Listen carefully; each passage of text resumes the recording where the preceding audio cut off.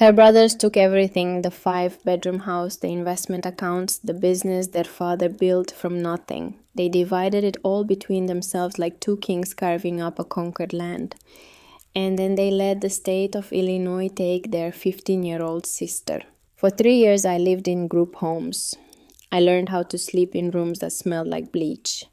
I learned how to make myself small, how to stop wanting things, how to survive on the absolute minimum a person can survive on. I learned that nobody was coming to save me. On the morning of my 18th birthday, I was handed a cardboard box, a check for $175, and a one-way bus ticket to a homeless shelter. That was my severance package from childhood. But there was also a letter, a single white envelope from a law firm I'd never heard of, addressed to a girl nobody remembered. Inside was a deed to a piece of property my brothers had overlooked, a broken down carriage house at the far edge of the estate they'd stolen. No money, no utilities, just a crumbling brick building with back taxes and a hidden key. They thought they'd left me nothing. They were wrong. If you've ever been counted out, overlooked, or completely erased by the people who were supposed to protect you, this story is for you. Hit that subscribe button because what I found inside that carriage house changed everything. Her brothers took everything: the 5 bedroom house, the investment accounts, the business their father built from nothing. They divided it all between themselves like two kings carving up a conquered land. And then they let the state of Illinois take their 15-year-old sister. For 3 years, I lived in group homes. I learned how to sleep in rooms that smelled like bleach. I learned how to make myself small, how to stop wanting things, how to survive on the absolute minimum a person can survive on. I learned that nobody was coming to save me. On the morning of my 18th birthday, I was handed a cardboard box, a check for $175, and a one-way bus ticket to a homeless shelter. That was my severance package from childhood. But there was also a letter, a single white envelope from a law firm I'd never heard of, addressed to a girl nobody remembered. Inside was a deed to a piece of property my brothers had overlooked, a broken down carriage house at the far edge of the estate they'd stolen. No money, no utilities, just a crumbling brick building with back taxes and a hidden key. They thought they'd left me nothing. They were wrong. If you've ever been counted out, overlooked, or completely erased by the people who were supposed to protect you, this story is for you. Hit that subscribe button because what I found inside that carriage house changed everything. The day I turned 18 was the day I ceased to be a problem for the state of Illinois. There was no cake, no candles, no one singing in a kitchen somewhere.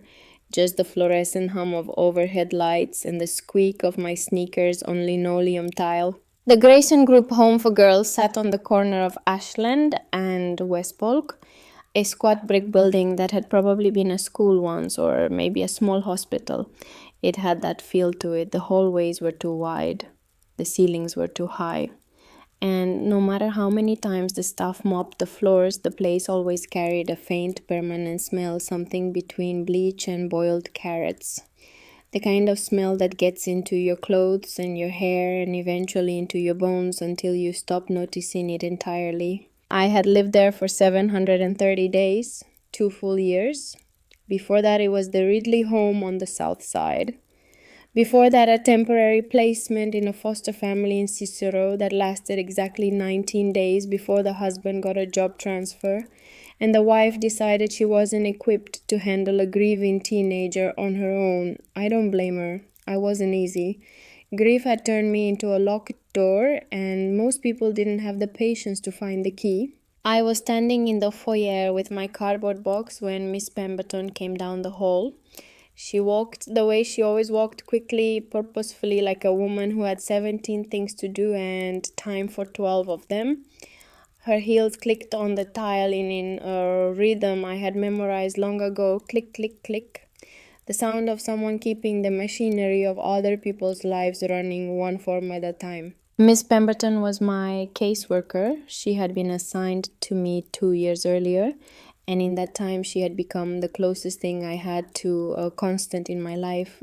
She wasn't warm exactly. She wasn't the kind of woman who hugged you or told you everything was going to be okay. But she looked at you when she spoke to you. She used your name. In a system that ran on case numbers and file folders, that was something. That was more than most people got. She had a large manila envelope in one hand and a clipboard in the other. The clipboard was practically an extension of her arm. I had never seen her without it. That's it then, Ren, she said, stopping in front of me. Her voice was flat but not unkind. It was the voice of a woman who had said goodbye to hundreds of kids standing in this exact spot, holding this exact kind of box, wearing this exact expression, the blank, slightly dazed look of someone being pushed out of an airplane and told to build a parachute on the way down. That's it, I said. She held out the manila envelope. It was thick, heavy with paperwork. Inside, you'll find your birth certificate, your social security card, and your final disbursement check, $175. I took the envelope. It was surprisingly heavy for something that represented the sum total of my existence. 18 years of being alive, and it all fit in a 9 by 12-inch envelope. There's a bed reserved for you at the North Side shelter on West Wilson. She continued consulting the clipboard. It's paid for 1 week. After that, you'll need to work with their intake counselors to find employment and transitional housing. There's a bus ticket in the envelope, Route 36 northbound. I nodded. I was holding the handle of the cardboard box with both hands, my knuckles white. The box contained everything I owned in the world: 3 changes of clothes, 2 t-shirts of flannel, a pair of jeans, a pair of sweatpants, a toothbrush in a plastic bag, 4 paperback novels I had read so many times the spines had gone soft and the pages were wavy with use, and 1 framed photograph.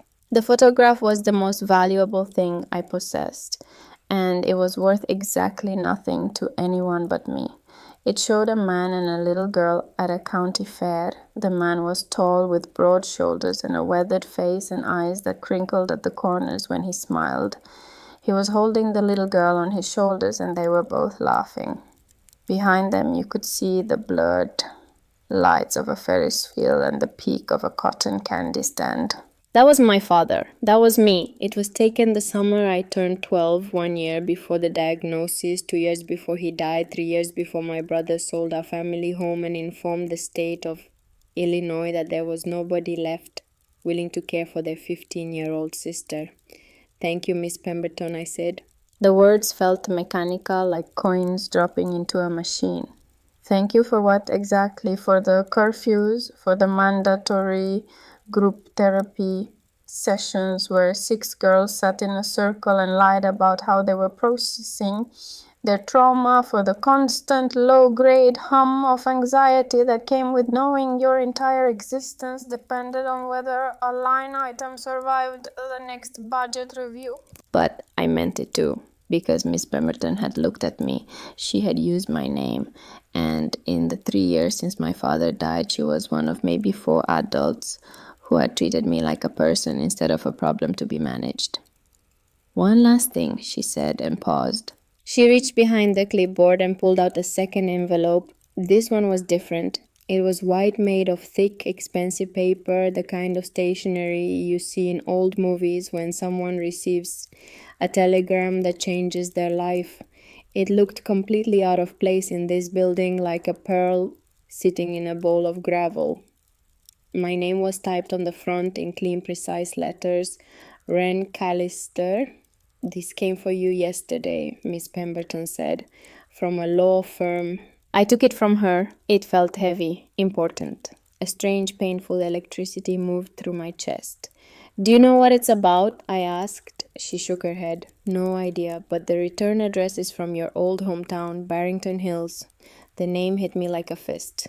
Barrington Hills. I hadn't heard those 2 words spoken aloud in 3 years. They belonged to another life, a life of sprawling lawns and 100-year-old oak trees and houses set so far back from the road you could barely see them through the hedgerows. It was the kind of place where the money was so old it had stopped trying to impress anyone. Quiet wealth, inherited wealth, The kind of wealth that built libraries and named hospital wings and then went home to argue about the will. My family had been part of that world. My father, Harlan Callister, had built a logistics company from a single truck and a handshake, turned it into something real, something respected. We had lived on Oakhaven Lane in a white colonial with black shutters and a wraparound porch where my dad used to sit on Sunday mornings reading the paper while I played in the yard.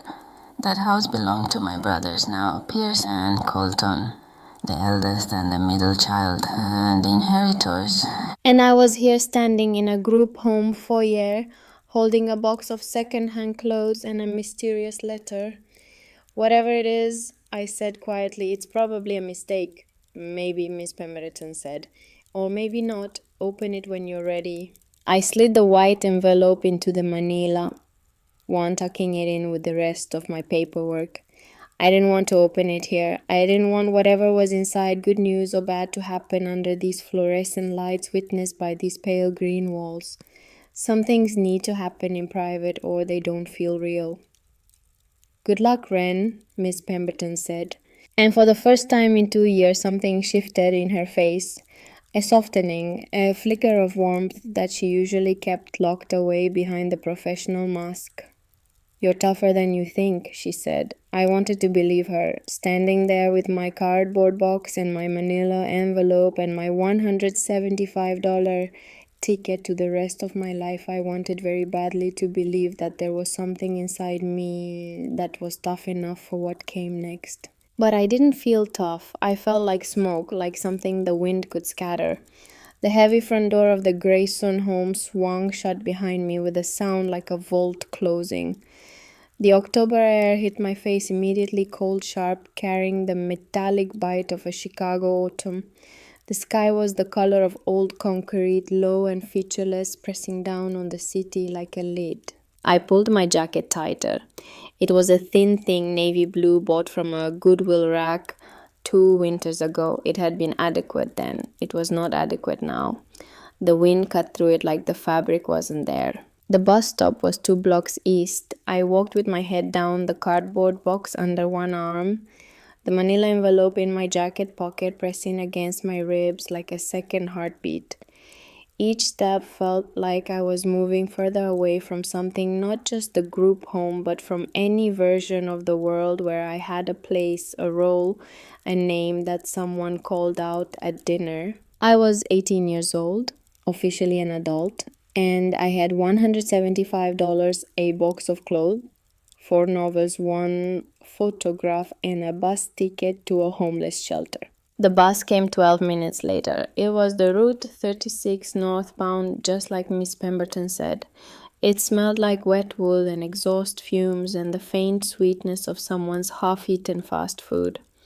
I found a seat by a window that was so grimy the city outside looked like it was behind frosted glass. A smear of gray buildings and gray sky and gray faces all blurring into each other. I sat with the box on my lap and my hands in my pockets, my right hand wrapped around the 2 envelopes. The manila one thick and official, the white one heavy with something I didn't understand yet. The shelter wasn't a destination, it was a descent. The lowest point on a map that only went down. I was falling toward it the way a stone falls toward the bottom of a well, not because it wants to, but because there's nothing left to hold it up. I couldn't wait any longer. My fingers, stiff from the cold, fumbled with the flap of the white envelope. The paper resisted. It was thick, expensive, the kind of paper that costs more per sheet than I spent on food in a day. I slid my finger under the seal and tore it open. The letterhead read Henderson and Lockhart, attorneys at law. Below it, in smaller print, an address in Barrington Hills, Illinois. I unfolded the single page and began to read. Dear Miss Callister, it began. This letter is to inform you of a matter pertaining to the final will and testament of your late father, Mr. Harlan Callister. My breath stopped. My father's name printed on expensive paper sent to me 3 years after his death. It felt like hearing a voice from inside a grave. While the primary assets of the estate were dispersed in accordance with probate court rulings approximately 3 years ago, a codicil to the will pertaining to you specifically has now come into effect upon the occasion of your 18th birthday. A codicil. A separate section of the will, something my brother's lawyers hadn't mentioned, something nobody had told me about. I kept reading. Pursuant to your father's directive, a single property held in a separate trust has been designated for transfer to your name upon reaching the age of legal majority. This property is listed in county records as Lot 7B, the detached carriage house, and adjoining 1/10 acre located at the northeast corner of the original Callister Estate, 412 Oak Haven Lane, Barrington Hills, Illinois. The carriage house. I read the words again and again. The carriage house. I remembered it, of course. How could I not? It sat at the far edge of our property, almost hidden behind a thicket of overgrown maples and wild oaks.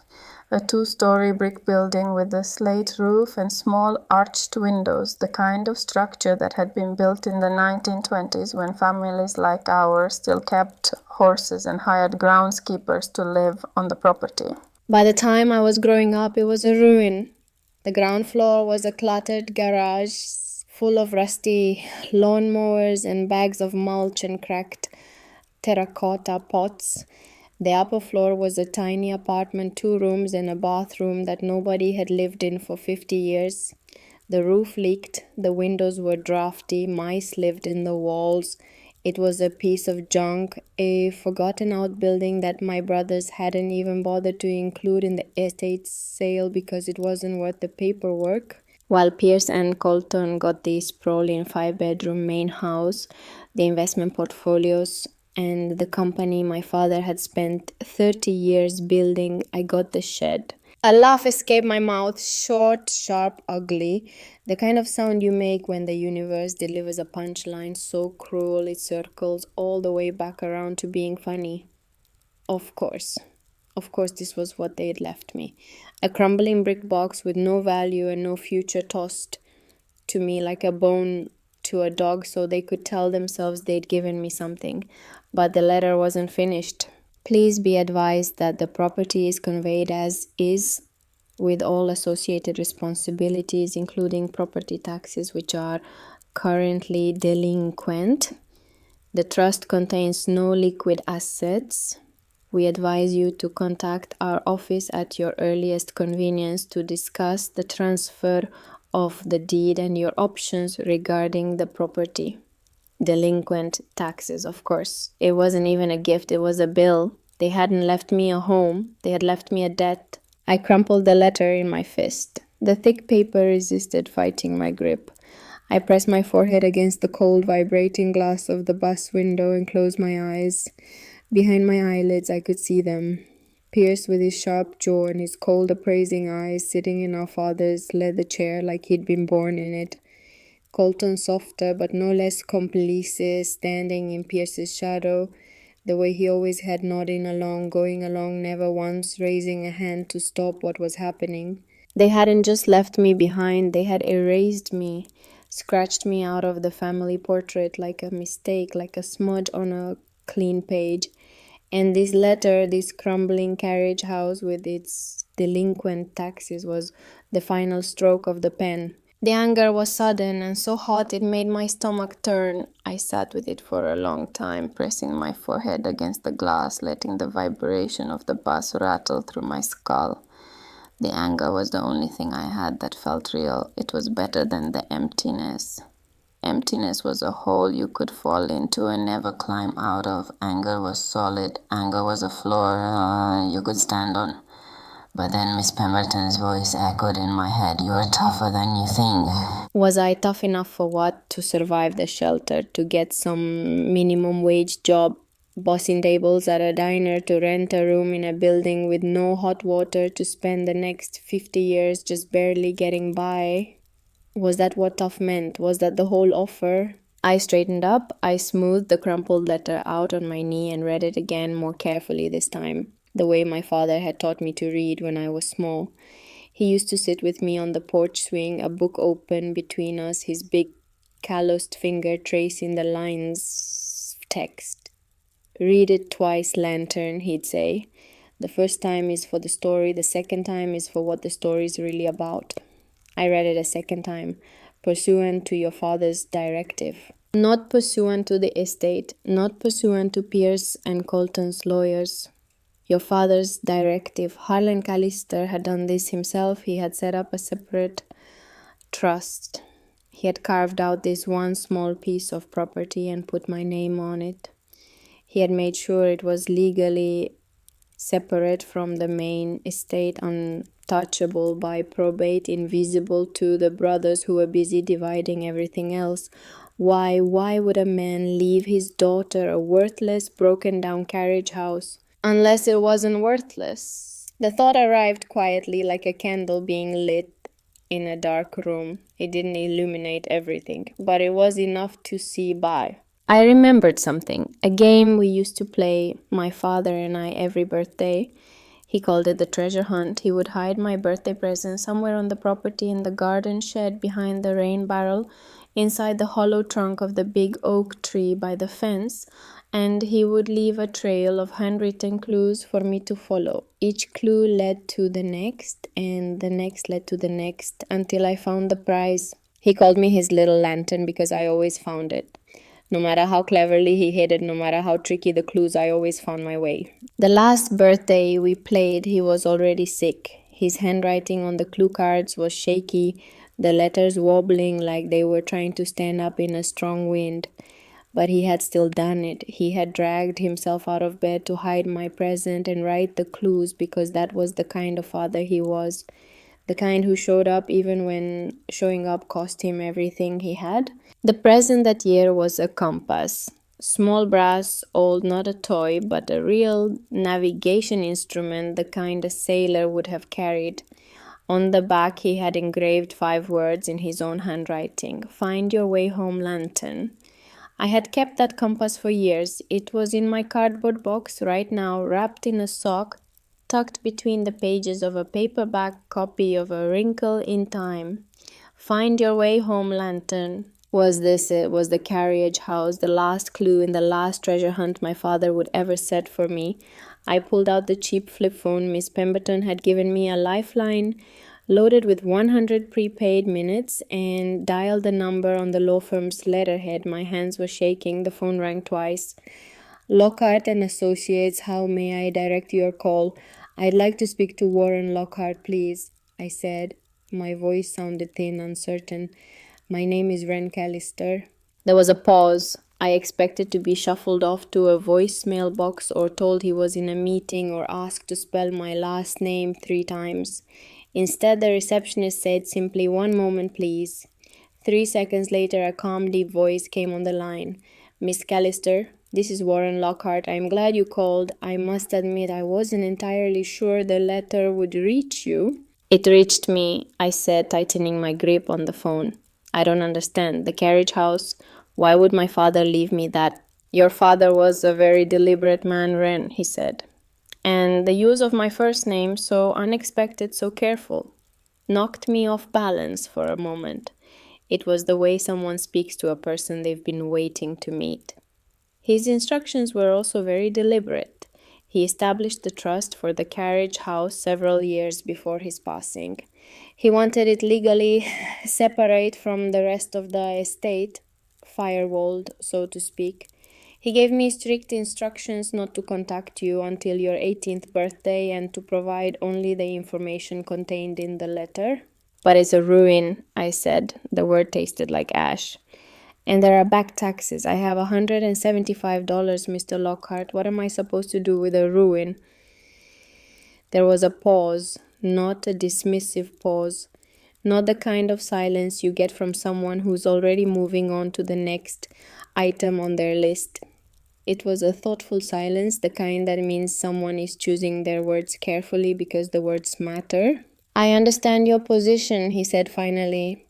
I'm bound by your father's instructions. He was my client, but he was also my friend. And as his friend, I can tell you this, he believed you were resourceful. He told me you always knew how to find things. Fine things. There it was again. The same thread, the same strange cryptic message echoing across 3 years and 150 miles of highway. Find what I asked. He didn't say. My only instruction was to deliver the deed and tell you where the key is. The rest, he said, was up to you. The key. There's a magnetic lockbox attached to the back of the electrical meter on the north side of the carriage house. He told me exactly where he left it. A hidden key, a secret location. It was insane. It was a game. It was a treasure hunt. The taxes, I said, my voice barely holding steady. How much do I owe? 2 years worth, about $800. $800. I had 175. The gap was a canyon. So I'll lose it anyway. Not necessarily. The county will send a final notice. You'll have 90 days to pay before they seize the property and put it up for auction. 90 days rent. He said it not like a threat, but like a fact. A deadline, a starting gun. The bus was pulling into the depot, end of the line. Through the grimy window, I could see the concrete platform, the metal benches, the huddled figures of other passengers heading toward other uncertain futures. Beyond the depot, somewhere to the north, was the north side shelter, a bed for 1 week, a counselor who would help me find a job, the beginning of the long, slow process of becoming invisible. Or I could do something else. I could take the other bus. The one that went north and then west, past the suburbs, past the strip malls and the car dealerships, out into the green and rolling landscape of the exurbs, where the houses got bigger and the roads got quieter and the money got older. I could go back to Barrington Hills, back to the only thing in the world that had my name on it. Thank you, Mr. Lockhart, I said. A decision was forming inside me, as terrifying and exhilarating as stepping off the edge of a cliff. For what? He asked. For the information. I'll be in touch.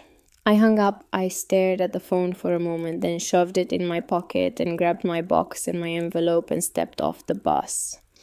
The depot was cold, loud, echoing with announcements and the rumble of diesel engines. People streamed past me in both directions, each one moving with purpose, each one going somewhere. I stood still in the current of them, a rock in a river, and I looked at the 2 exits. To the left, the doors that led to the street, to the shelter, to the safe and miserable path. To the right, the ticket counter. I turned right. The woman behind the glass had tired eyes and long acrylic nails painted the color of plums. She looked at me, at my thin jacket, my cardboard box, my face that probably looked exactly as young and as lost as I felt, and a flicker of something moved across her expression. Pity, maybe, or recognition. She had probably seen 100 versions of me walk up to this window. How much is a one-way ticket to Barrington Hills? I asked. $42, hon. I counted out the money from my envelope. The bills were crisp and new, straight from the state's disbursement office. $42, almost a quarter of everything I had in the world. I slid them under the glass. She slid the ticket back. Bus leaves in 20 minutes. Gate 7. I took the ticket and walked to Gate 7 and sat down on a cold metal bench and waited. My heart was pounding so hard I could feel it in my fingertips. This was insane. I was walking away from the only safety net I had, a shelter bed, a counselor, a system, and walking toward a broken building with no heat, no electricity, and an $800 debt. But for the first time in 3 years, I was choosing. Not being moved, not being placed, not being processed through a system that saw me as a number on a spreadsheet. I was making a decision with my own hands, and it was either the smartest thing I'd ever done or the dumbest. And there was no way to know which until I got there. The bus to Barrington Hills was half empty. I sat by a window and watched the world change. It happened slowly, the way a bruise changes color. First the tight gray grid of Chicago, the brick apartment buildings and the corner bodegas and the elevated train tracks. Then the suburbs, the strip malls, the big box stores, the neighborhoods where every house looked like a slightly different version of the same house. And then gradually the landscape opened up, the houses got further apart, the lawns got wider, the trees got older. By the time we crossed into the northwest suburbs, I was looking at a different country. This was the land of the quietly wealthy, the old money families who had been here for generations who didn't need to show off because everyone already knew. The driveways were long and curved and lined with stone walls. The mailboxes were made of copper. The cars in the driveways cost more than most people made in a year. Every mile marker was a memory. I had driven these roads with my father in his old blue pickup truck, the windows down, classic rock on the radio, his hand tapping the steering wheel in time with the music. He'd point out different houses as we passed them. That's the Harlow Place 6 generations. That's where Judge Moran lives, tightest man in the county but fair. Our family had been one of those stories, the Callisters of Oakhaven Lane, self made, respected, a little bit rough around the edges, which was considered charming. Now I was a ghost drifting back through the landscape of a life that had been taken from me. I remembered other things too, things that came whether I wanted them or not. The park on Elm Street where my father taught me to ride a bike, his hand on the back of the seat, his voice steady and encouraging. You've got it, Lenton. Don't look down, just keep pedaling. The little ice cream shop on Main where he'd take me after a good report card, always 2 scoops, always 1 chocolate and 1 strawberry, always in a waffle cone. The bench by the pond where we sat the day he told me he was sick, his voice calm and measured, his hand gripping mine like he was holding onto a rope. I'm going to fight it, he'd said, and I'm going to need you to be brave. I had been brave. I had been brave for 2 years, watching him shrink, watching the light leave his eyes a little more each day, watching the man who had carried me on his shoulders become a man who couldn't carry himself. I had been brave when he died. I had been brave when my brothers looked through me like I was made of glass. I had been brave when the social worker came and packed my things into a trash bag, not even a suitcase, a trash bag, and drove me to the first group home. I had been brave for so long that I had forgotten what it felt like to be anything else. The bus dropped me at a small station in the center of Barrington Hills. It was exactly as I remembered it, a quaint, picturesque town center with brick sidewalks and antique lampposts and storefronts that sold artisanal cheese and handmade pottery and organic wine. The kind of place that looked like it had been designed by someone who wanted to build a town that rich people would find charming. I stepped off the bus with my cardboard box and immediately felt the stares, not hostile, not even curious exactly, just aware I was out of place here the way a dandelion is out of place in a rose garden. My thin jacket, my worn sneakers, my box of belongings, every detail announced that I did not belong. The Callister estate was 2 miles from the station. 2 miles I would have to cover on foot because I couldn't afford a taxi and there was no one to call for a ride. I walked. The sidewalks gave way to country roads, and the country roads gave way to lanes, and the lanes got quieter and more shaded as the trees closed in overhead. Maple and oak and the occasional birch, their leaves turning gold and copper and deep burgundy in the October light. The air smelled like fallen leaves and cold earth and something else, something I could only describe as money. The smell of manicured lawns and heated pools and houses where the heat never went off. I turned onto Oakhaven Lane and stopped. The house was there. My father's house, our house. It stood at the end of a long, curving driveway, partially hidden by a row of mature evergreens that my father had planted when I was 5. He had let me help. I remembered the feel of the dirt in my small hands, the weight of the tiny seedling, his voice telling me to pack the soil firmly around the roots. Give it a good start, he'd said, and it'll grow straight. The trees were tall now, 20 feet at least, thick and healthy and perfectly trimmed. Behind them, the house gleamed. It was bigger than I remembered, or maybe it just seemed that way because I had spent 3 years sleeping in rooms the size of closets. The white paint was fresh, the black shutters were glossy, the landscaping was immaculate, every hedge sculpted, every flower bed mulched, every blade of grass exactly the same height as every other blade. A black BMW sat in the circular driveway, Pierce's car, or maybe Colton's.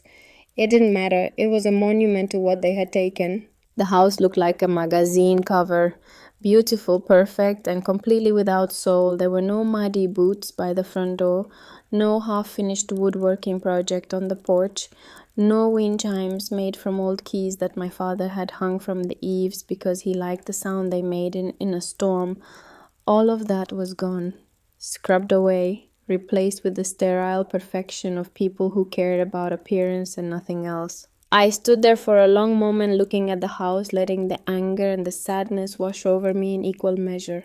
Then I turned away. I wasn't here for the house. I wasn't here for them. My destination was around the side, down a long gravel path that ran along the eastern edge of the property. The path had once been well maintained. My father used to drive the riding mower down it every Saturday, but now it was almost completely overgrown. Wild rose bushes had claimed both sides, their thorny branches reaching across the gap like grasping hands. Tall grass and dead weeds pushed up through the gravel. Nobody had been down this path in a long time. I pushed through. The thorns caught my jacket, my jeans, my hair. A branch snapped across my face, leaving a thin red line on my cheek.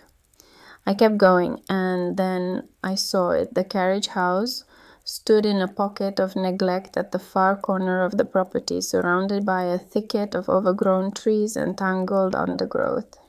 It was exactly as the lawyer's letter had described it. A ruin, a monument to being forgotten.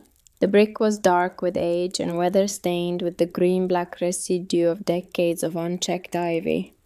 The slate roof sagged in the middle like the spine of an old horse.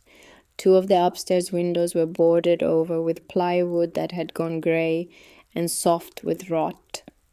The others were intact but so coated with grime they were nearly opaque.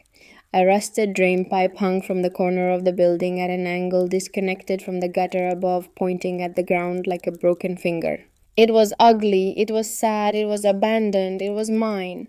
I walked around to the north side, picking my way through knee-high weeds and broken bricks that had fallen from the facade. There, bolted to the wall about 4 feet off the ground, was the electrical meter. It was old, the kind with the glass dome and a spinning disc inside, though the disc hadn't spun in years. The power had been shut off long ago. I reached behind the meter, my fingers probing the cold, damp surface of the brick wall. For a moment I felt nothing but grime and the rough edges of old mortar. Then my fingertips brushed metal, cold, smooth, magnetic. The lockbox was small, maybe 3 inches long, black, stuck to the back of the meter's mounting bracket. I pulled it free with a soft click. Inside, nestled on a bed of crumbling foam, was a single key. It was brass, heavy, ornate, the kind of key that belonged to another century, thick and long, with an elaborate bit at the end, nothing like the modern keys that opened the front door of the main house.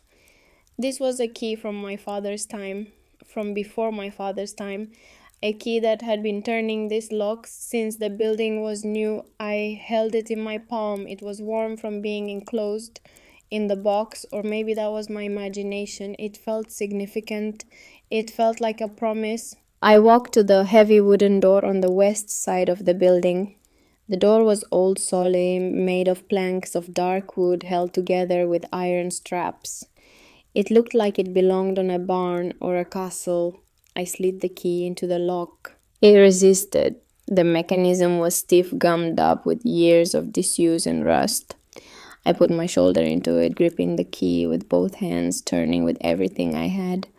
For a moment, nothing happened. Then there was a grinding sound deep inside the lock, metal moving against metal for the first time in years, and then a loud, heavy clunk as the bolt retracted. The door swung inward with a low groan that echoed through the empty space beyond. The smell hit me first. It was the smell of a place that had been sealed shut for a very long time. Damp earth and old wood and the faint, sweet decay of things returning to the elements, dust and mildew and the cold mineral scent of stone. It was the smell of time itself compressed and concentrated, a decade of silence made physical. I stood on the threshold. The interior was dark, the only light coming from the grimy windows and the open door behind me. I could make out shapes, the outlines of old furniture, the bulk of machinery, the geometry of walls and stairs. Every instinct I had told me to stop, to turn around, to go back to the bus station and take the ticket to the shelter and forget this place existed. This was a dead end. A tomb, a cruel joke wrapped in expensive paper and sealed with a brass key. But the key was warm in my hand, and my father's voice was in my head, "Find your way home, lantern." I stepped inside. The ground floor was the old garage and workshop, just as I remembered from childhood. But it was worse now, much worse. Everything was covered in a thick blanket of dust and cobwebs, not the delicate decorative cobwebs you see in Halloween stores, but dense gray structural cobwebs that looked like they were holding the walls together. Old gardening tools leaned against the walls at drunken angles. Rakes, shovels, a pair of rusted hedge clippers with their blades seized open. Stacks of cracked terracotta pots rose from the floor like miniature towers. In the far corner, half buried under a canvas tarp that was black with mold, sat an ancient riding lawnmower, its tires flat, its seats cracked, its engine housing thick with rust. There were two stalls along the back wall, remnants of the building's original purpose when it housed horses for the family that built the estate 100 years ago. The stall doors were still there, hanging from rusted hinges, the wood dark and swollen with moisture. I moved through the space slowly, my sneakers crunching on grit and dead leaves that had blown in through cracks in the walls. The air was cold and absolutely still. Nothing moved, nothing breathed. It was a place where life had stopped and nothing had come to take its place. In the corner, a narrow wooden staircase led up to the second floor, the apartment. I tested the first step with my foot, pressing down carefully. The wood groaned, a long, deep sound like something waking up from a long sleep, but it held. I put my full weight on it. It held. I climbed the stairs one at a time, my hand trailing along the railing, which was rough with splinters and coated in dust. Each step complained under my weight, but none of them gave way. 14 steps. I counted them the way I used to count steps as a child, the way my father taught me. Always know how many steps, lantern. That way you can find your way in the dark. The apartment was small, 2 rooms and a bathroom, just as I remembered. The main room served as both kitchen and living area, a tiny counter with a rusted sink, a few warped cabinets with their doors hanging open, and a living space dominated by a lumpy sofa with a faded floral pattern that I vaguely recognized as a cast-off from the main house. A wobbly kitchen table sat against one wall, flanked by a single wooden chair with a broken spindle in its back. A rusty cast iron stove squatted in the corner, a small old-fashioned wood burner, its pipe disappearing into the wall. The second room held only a metal bed frame, no mattress, no sheets, just the bare bones of a bed, its springs sagging, its paint chipped, its purpose long since expired. Everything, every surface, every object, every square inch was buried under the same thick gray dust. It coated the floor, the furniture, the window sills. And on one of those window sills, lying on its side, was a dead bird. A sparrow, maybe, or a wren. Small brown still, it had gotten in through some crack and couldn't find its way out. I stood in the middle of the room and turned in a slow circle, taking it all in. This was it. This was my legacy, my inheritance. While my brothers sat in leather chairs and drove BMWs and drank expensive scotch in a 5-bedroom house, this was what my father had left for me. A dusty, forgotten room in a building that was slowly returning to the earth. I set my cardboard box on the floor. The sound echoed in the silence, sharp and final, like a period at the end of a sentence. The $800 tax bill was mounting. The week I had at the shelter was already ticking away. I had spent nearly a quarter of my money just to get here to this dead end, this monument to abandonment. The math was brutal. I had $133 left, I needed $800. The gap was $667 and growing because every day I spent here was a day I wasn't working, wasn't earning, wasn't surviving. I sank down onto the sofa. A cloud of dust rose around me like a gray fog. I didn't care. I was too tired to care. Too tired to fight, too tired to hope, too tired to be the tough girl Miss Pemberton believed I was. I buried my face in my hands, and for the first time since I'd left the Greystone home, I cried. It wasn't a loud cry, it wasn't dramatic or cinematic, it was the quiet, exhausted crying of someone who has run out of everything energy, options, hope. I cried for my father, for the man who had held me on his shoulders and called me his little lantern and then gotten sick and left me alone in a world that didn't want me. I cried for the 15-year-old girl who had stood in a lawyer's office while her brothers divided up her life like cutting a cake, taking their slices and leaving nothing but crumbs. I cried for the 18-year-old woman sitting on a ruined sofa in a ruined building holding a key that had opened a door to nothing. I don't know how long I cried. The light coming through the filthy windows changed, shifting from the pale gray of afternoon to the deeper gray of approaching dusk. The room grew colder. The shadows lengthened. Eventually, the tears stopped the way rain stops, not because the clouds are empty, but because they're tired. I lay down on the sofa, pulling my thin jacket around me like a blanket. The cushion smelled like mildew and old fabric and the ghosts of decades. I didn't have the energy to go back to the bus station. I didn't have the money for another ticket. I didn't have a plan. All I had was this room, this silence, and the fading light. Maybe I would just sleep here tonight. It was better than a shelter, wasn't it? At least here the walls were mine. At least here the failure was private. I shifted my weight on the sofa, trying to find a position that didn't press a spring into my hip. As I moved, my elbow slipped off the edge of the cushion and knocked against the floor beside the sofa. The sound it made was wrong. Not wrong in a bad way, wrong in a different way. Instead of the solid, flat thump of wood on wood, there was a hollow sound, a resonance, like knocking on a drum. I sat up. My heart, which had been quiet and defeated for the last hour, gave a small, startled flutter. I leaned over and knocked on the floor with my knuckles. Thump, thump, thump, solid, dense.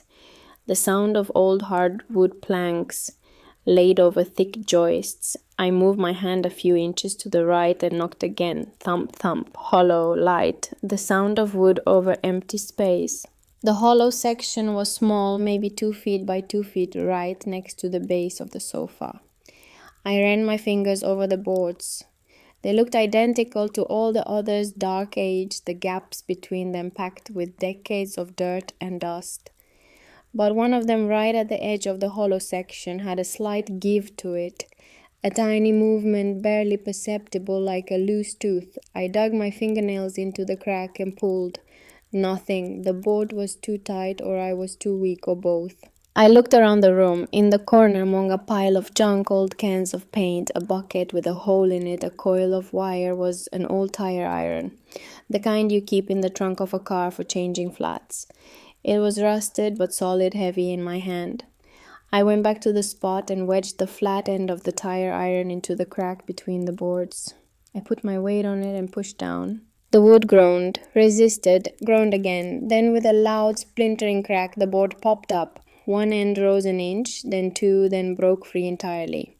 I tossed it aside and peered into the darkness below. There was a cavity in the floor, a small deliberate space, not a gap between joists, but a compartment dug out and lined with what looked like sheet metal. Someone had built this on purpose. Someone had hidden this space deliberately. And nestled inside it, wrapped in an old oilcloth that had gone dark with age, was a box. A dark green metal box, military surplus, an ammo can, the kind soldiers used to store ammunition, waterproof and airtight, with a hinged lid and two heavy-duty latches on the front. My hands were trembling as I reached down and lifted it out. It was heavier than it looked, 15 pounds, maybe 20. Whatever was inside, there was a lot of it. I set the box on the floor and wiped the dust off the lid with my sleeve. The green paint was scratched and dented, but the metal was sound. No rust. The rubber gasket around the rim was still intact. Whatever had been sealed inside this box, it had been protected. I sat there for a long moment staring at the latches. The last light of day was fading from the windows, casting the room in shades of amber and gray. The carriage house was completely silent. Even the wind had stopped. He said you always knew how to find things. With fumbling, shaking fingers, I flipped open the latches. They sprang free with a sharp metallic snap that echoed in the empty room like a gunshot. I lifted the lid. The first thing I saw was money. Stacks of it. Not new bills, not crisp, fresh from the bank hundreds, but old circulated $100 bills, soft with use, bundled together with rubber bands that had gone dry and brittle. The bundles were packed tightly, filling the bottom half of the box. I lifted one. It was thick, 50 bills, maybe more, $5,000 in a single bundle. I counted. There were bundles underneath bundles layered like bricks. 10, 12, more beneath those. I stopped counting at 15 because my hands were shaking too badly to keep going. It wasn't a fortune, not compared to what my brothers had taken, but it was more money than I had ever seen in one place, more money than I had ever imagined holding in my hands. Tens of thousands of dollars, enough to pay the taxes 10 times over, enough to live on for a year, maybe two, enough to start over. But underneath the money there was something else. 2 envelopes. The first was large and thick, made of the same heavy cream-colored paper as the lawyer's letter. My name, Wren, was written on the front in a handwriting I would have recognized anywhere in any lifetime. My father's handwriting. The letters were slightly uneven, the pen pressed hard into the paper the way he wrote when he was concentrating, when something mattered. The second envelope was smaller, thicker, sealed with a dark red wax stamp bearing a single letter M. It was heavy in my hand, dense with whatever was inside. I set the money aside. The cash was a miracle, a shock, a lifeline thrown to a drowning woman. But I knew with a certainty that went deeper than thought that the money wasn't the real inheritance. The real inheritance was in these envelopes. The real treasure was the answer to the question that had been burning in my chest for 3 years. Why did you leave me? Why did you let them take everything? Why did you let me believe I was alone? My fingers shook as I broke the seal on the larger envelope. The paper tore along the fold, releasing a faint smell, old paper, dried ink, and something else, something I couldn't name but recognized instantly. It was the smell of my father's study, the smell of the room where he had sat at his desk and paid bills and read the reports and apparently written letters to a daughter he knew he was about to lose. I pulled out a thick sheaf of pages, 20 at least, maybe more, all covered in his handwriting. Not the shaky, medicated handwriting of his last months, but earlier writing, steadier, more deliberate. He had written this before the end. He had planned this. I unfolded the first page. The room was almost dark now, but there was just enough light from the window, the pale, cold glow of an October evening, to read by. The first line hit me like a wave. My dearest Wren, my little lantern, if you are reading this, it means you found your way home. I read my father's letter by the last light of that October evening, and then I read it again by the glow of the old Zippo lighter I found tucked into a small pocket inside the lid of the ammo can. The flint was dry, but it still sparked, and the flame it produced was small and steady and golden, and it was the only light in the world. His handwriting filled 23 pages, front and back. He had written it over the course of several weeks, I could tell, because the ink changed color twice, and the steadiness of his hand shifted from page to page, some sections firm and clear, others wavering as the medication pulled him under. My dearest Wren, my little lantern, if you are reading this, it means you found your way home. It means you are 18. It means you are strong enough and clever enough to have followed the trail I left for you. And it means I am gone. I am writing this in the study in the early hours of the morning while the house is quiet and your brothers are asleep. The doctors have given me 8 months, maybe less. The cancer has made its decision and I have made mine. I know you must be angry. I know you must feel abandoned. You must have spent years believing that I forgot you or that I didn't love you enough to protect you. I need you to understand, Ren, everything I did to protect you, not from the world, from your brothers. I stopped reading. The words sat in the air like smoke curling around me, filling the dark room with their weight. I had to set the pages down for a moment because my hands were shaking too badly to hold them. The lighter flame trembled in my grip, throwing wild shadows across the walls. From your brothers. 3 years. For 3 years, I had believed the story. The story was simple and brutal. My father got sick, the money ran out, my brothers couldn't afford to keep me. The state stepped in. It was a tragedy, but it was clean. It had the neatness of something that couldn't be helped, something that happened to a family the way a storm happens to a house. Nobody's fault, just bad luck. But that story was a lie. I picked up the pages and kept reading. I loved all three of my children, but I was not blind. I saw what was growing in Pierce long before the diagnosis, a coldness, a calculating quality that had nothing to do with ambition and everything to do with greed. He looked at the business, the house, the accounts not as things I had built for the family, but as things he was owed. And Colton, God help him, was too weak to be anything other than Pierce's shadow. He followed where Pierce led, not because he agreed, but because he was afraid to disagree. When the doctors told me how much time I had left, I knew exactly what would happen. Pierce would move fast. He would take control of the business, push Colton into compliance, and strip the estate down to the studs before I was cold in the ground. And you, Ren, you were 15 years old, a minor with no legal standing and no advocate. If I had left you a share of the estate in the traditional way, a percentage of the money, a claim on the house, Pierce would have found a way to take it from you. He would have used lawyers, legal technicalities, your age, your grief. He would have bled you dry and called it business.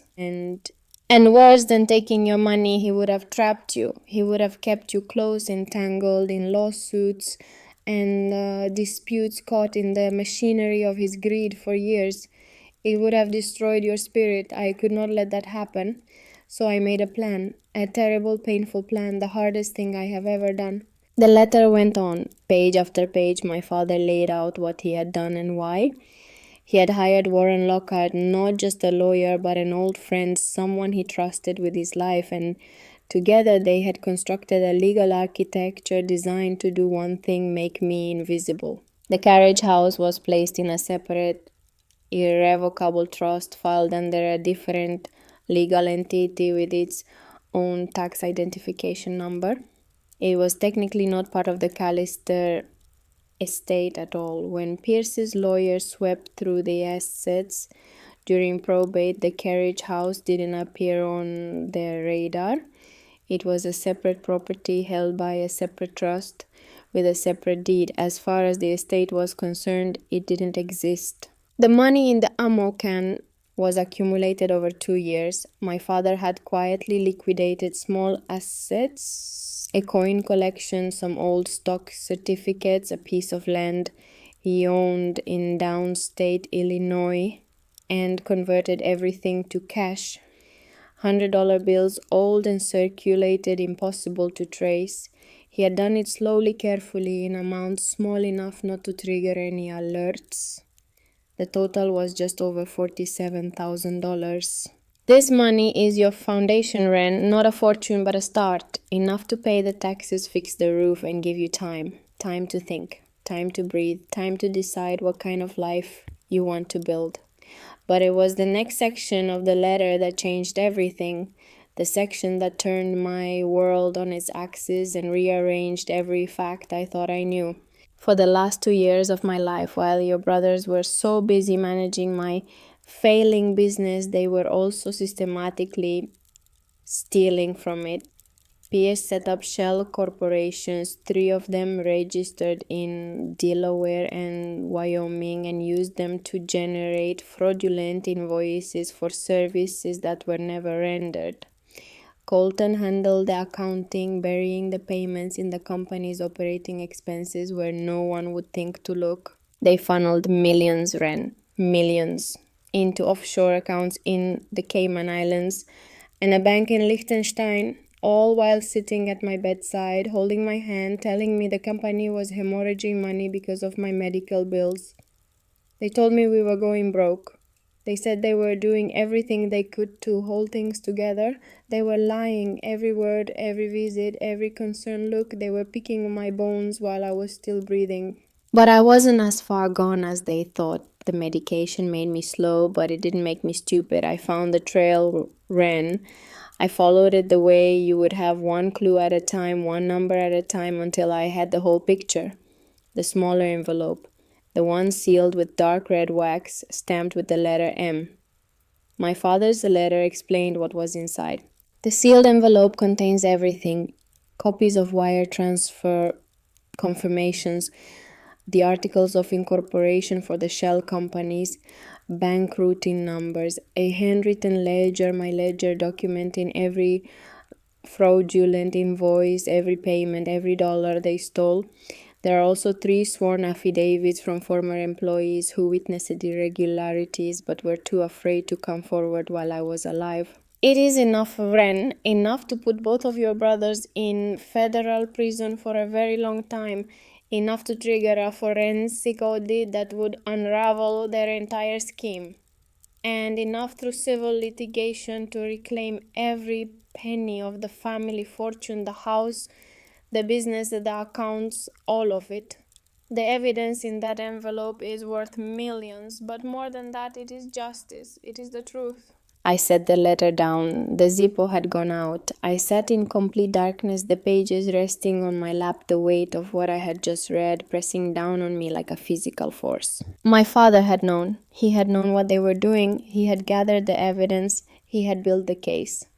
And then instead of going to the authorities, instead of confronting his sons, instead of blowing it all up while he was still alive, he had sealed the evidence in an envelope and hidden it under the floor of a building nobody cared about, and he had waited for me to find it. Why, the answer was on the last 2 pages. So this is your choice, my little lantern. The last and most important thing I can give you. You can take the cash from this box, walk away from Barrington Hills, and never look back. Build a life of peace on your own terms. You have earned it. There is no shame in that path. None. Or you can take the contents of that sealed envelope, go to the authorities, and take back what is rightfully yours. You can have justice. You can reclaim the Callister name and everything that comes with it. But it will be a war, Ren. It will be years of lawyers and depositions and courtrooms. It will be your name in the newspapers. It will be cross-examinations and public accusations, and every painful detail of our family laid bare for strangers to pick apart. It will consume you. It will become your whole life. One path is peace. The other is justice. I do not know which is right. I only know the choice must be yours, not mine, not Pierce's, not the court's, yours. Choose wisely, my darling girl. Know that whatever you decide, I am proud of you. Know that I have always loved you. Know that leaving you was the hardest thing I have ever done, and that I did it because it was the only way to set you free. Find your way home, Lantern, your father. I don't remember falling asleep. I know that at some point during the night I stopped reading and simply lay down on the sofa with the letter pressed against my chest and the ammo can on the floor beside me. And at some point after that, exhaustion pulled me under like a current. When I woke up, the room was filled with cold, pale morning light. My breath came out in small white clouds. Every joint in my body ached from sleeping on a sofa that had been designed for decoration, not for rest. But something was different. Something had shifted during the night. Some internal mechanism that had been jammed for 3 years had finally clicked into place. My father hadn't forgotten me. He hadn't abandoned me. He hadn't lost his mind at the end, as I had sometimes feared during the darkest nights in the group home. He had done something far more difficult than any of those things. He had let me go, deliberately, painfully, with full knowledge of what it would cost me and what it would cost him. He had allowed me to suffer so that I could be free. I sat up and looked around the room. The dust was still there. The dead bird was still on the windowsill. The walls were still grimy, the ceiling still stained, the floor still broken where I had pried up the board. Nothing about the physical space had changed. But everything had changed. I had $47,000, a roof over my head, and 90 days to figure out the rest. For the first time in 3 years, the math was in my favor. The first thing I did that morning was walk into town. I went to the county assessor's office, a small brick building on the south end of Main Street that smelled like old carpet and toner ink. A woman behind the counter looked up at me with the studied blankness of a government employee on a Tuesday morning. "I'd like to pay the property taxes on Lot 7B Oak Haven Lane," I said. 2 years back taxes, I believe the amount is approximately $800. She typed for a moment, squinting at her screen. $812.47 with penalties. I reached into the pocket of my jacket and pulled out $900 bills, all soft circulated. I laid them on the counter. She looked at the cash. She looked at me. She looked at the cash again. For a moment, I thought she was going to ask me where I got it, or refuse to take it, or call someone. But she didn't. She counted the bills, made change, printed a receipt, and stamped it with a heavy metal stamp that left a red circle on the paper. "You're current through next year," she said, sliding the receipt across the counter. I took it, just like that. 3 minutes of paperwork, and the biggest threat hanging over my head was gone. The carriage house was mine, legally, fully, irrevocably mine. My next call was to Warren Lockhart. I used a payphone outside the post office. My prepaid minutes were dwindling, and I needed to be careful. "Miss Callister," he said, his voice as calm and measured as it had been the day before. "I was wondering when I'd hear from you." "I found it, Mr. Lockhart, everything." A pause, the kind of pause that carries weight. "I see," he said. "I need to know something. The trust the carriage house is, it's solid. Can my brothers challenge it?" "It's ironclad," he said, and there was a note of quiet pride in his voice, the satisfaction of a craftsman who knows his work will hold. "Your father and I spent 8 months building that trust. Every clause, every provision, every contingency. It's been legally active for over 3 years without challenge. Pierce's lawyers could throw everything they have at it and it wouldn't move. And the property line is separate from the main estate. Completely. Your father paid for the survey and the legal severance out of the trust before he passed. Lot 7B is its own parcel. Your brothers have no more claim to it than they do to the moon." I let out a breath I didn't know I'd been holding. "One more thing, Mr. Lockhart. My father, when he set all this up, I struggled for the words. Did he know what it would cost letting me go into the system?" The silence on the other end of the line lasted a long time. When Lockhart spoke again, his voice was different, softer. The professional veneer had cracked just slightly, and what came through was something raw and human. "Ren, I've been a lawyer for 34 years. I have drafted wills for men and women facing the end of their lives, and I have seen every kind of emotion that comes with that territory: anger, denial, bargaining, acceptance. But I have never in my entire career seen a man in as much pain as your father was on the day he signed those papers." He paused. I could hear him breathing. He knew exactly what it would cost. He sat in my office and he asked me point blank if there was any other way. I told him there wasn't. Not if he wanted to be sure. Not if he wanted to guarantee that Pierce couldn't reach you. And then he signed and he... Another pause. "That was the only time I ever saw your father cry." I hung up the phone and stood there on the sidewalk for a long time, watching people walk past me on their way to shops and restaurants and comfortable lives. The October sun was weak but warm on my face. I closed my eyes and tilted my head back and let it touch me. He had cried. The strongest man I had ever known, the man who had built a company from nothing, the man who had never once let me see him afraid, even when the cancer was eating him alive. He had cried. He had cried for me. The next few weeks were the hardest and best of my life. I used the cash from the box with the discipline of someone who understood viscerally what it meant to have nothing. Every dollar was accounted for, every purchase was deliberate. I bought a mattress, first a cheap twin from a discount furniture store, $89, still in the plastic wrap. I carried it 2 miles on my back from the store to the carriage house because I couldn't afford delivery. I bought a sleeping bag, a pillow, a set of towels, and basic cleaning supplies, bleach sponges, a mop, a bucket, trash bags. I bought food that would keep peanut butter, bread, canned soup, apples, a jar of instant coffee, and then I started cleaning. The work was brutal. Decades of neglect don't surrender easily. I started on the ground floor, hauling out bag after bag of trash, rusted tools, cracked pots, moldy canvas, mouse droppings, the accumulated debris of 50 years of abandonment. Some of it was too heavy for me to lift alone, so I dragged it. My arms ached.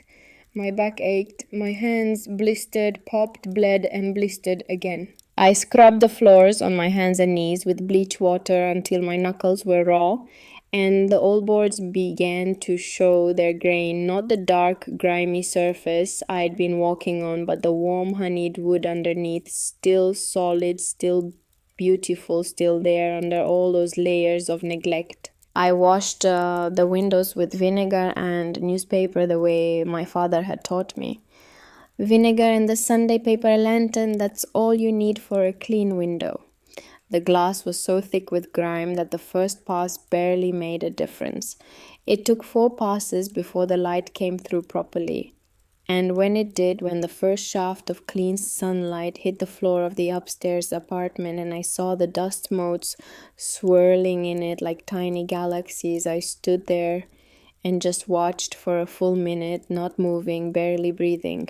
Light. Clean, honest light in a room that had been dark for decades. The dead bird on the windowsill I wrapped in a piece of cloth and buried in the garden, such as it was. It seemed like the right thing to do. Everything deserved a proper goodbye. The hardware store in town was called Brigham's.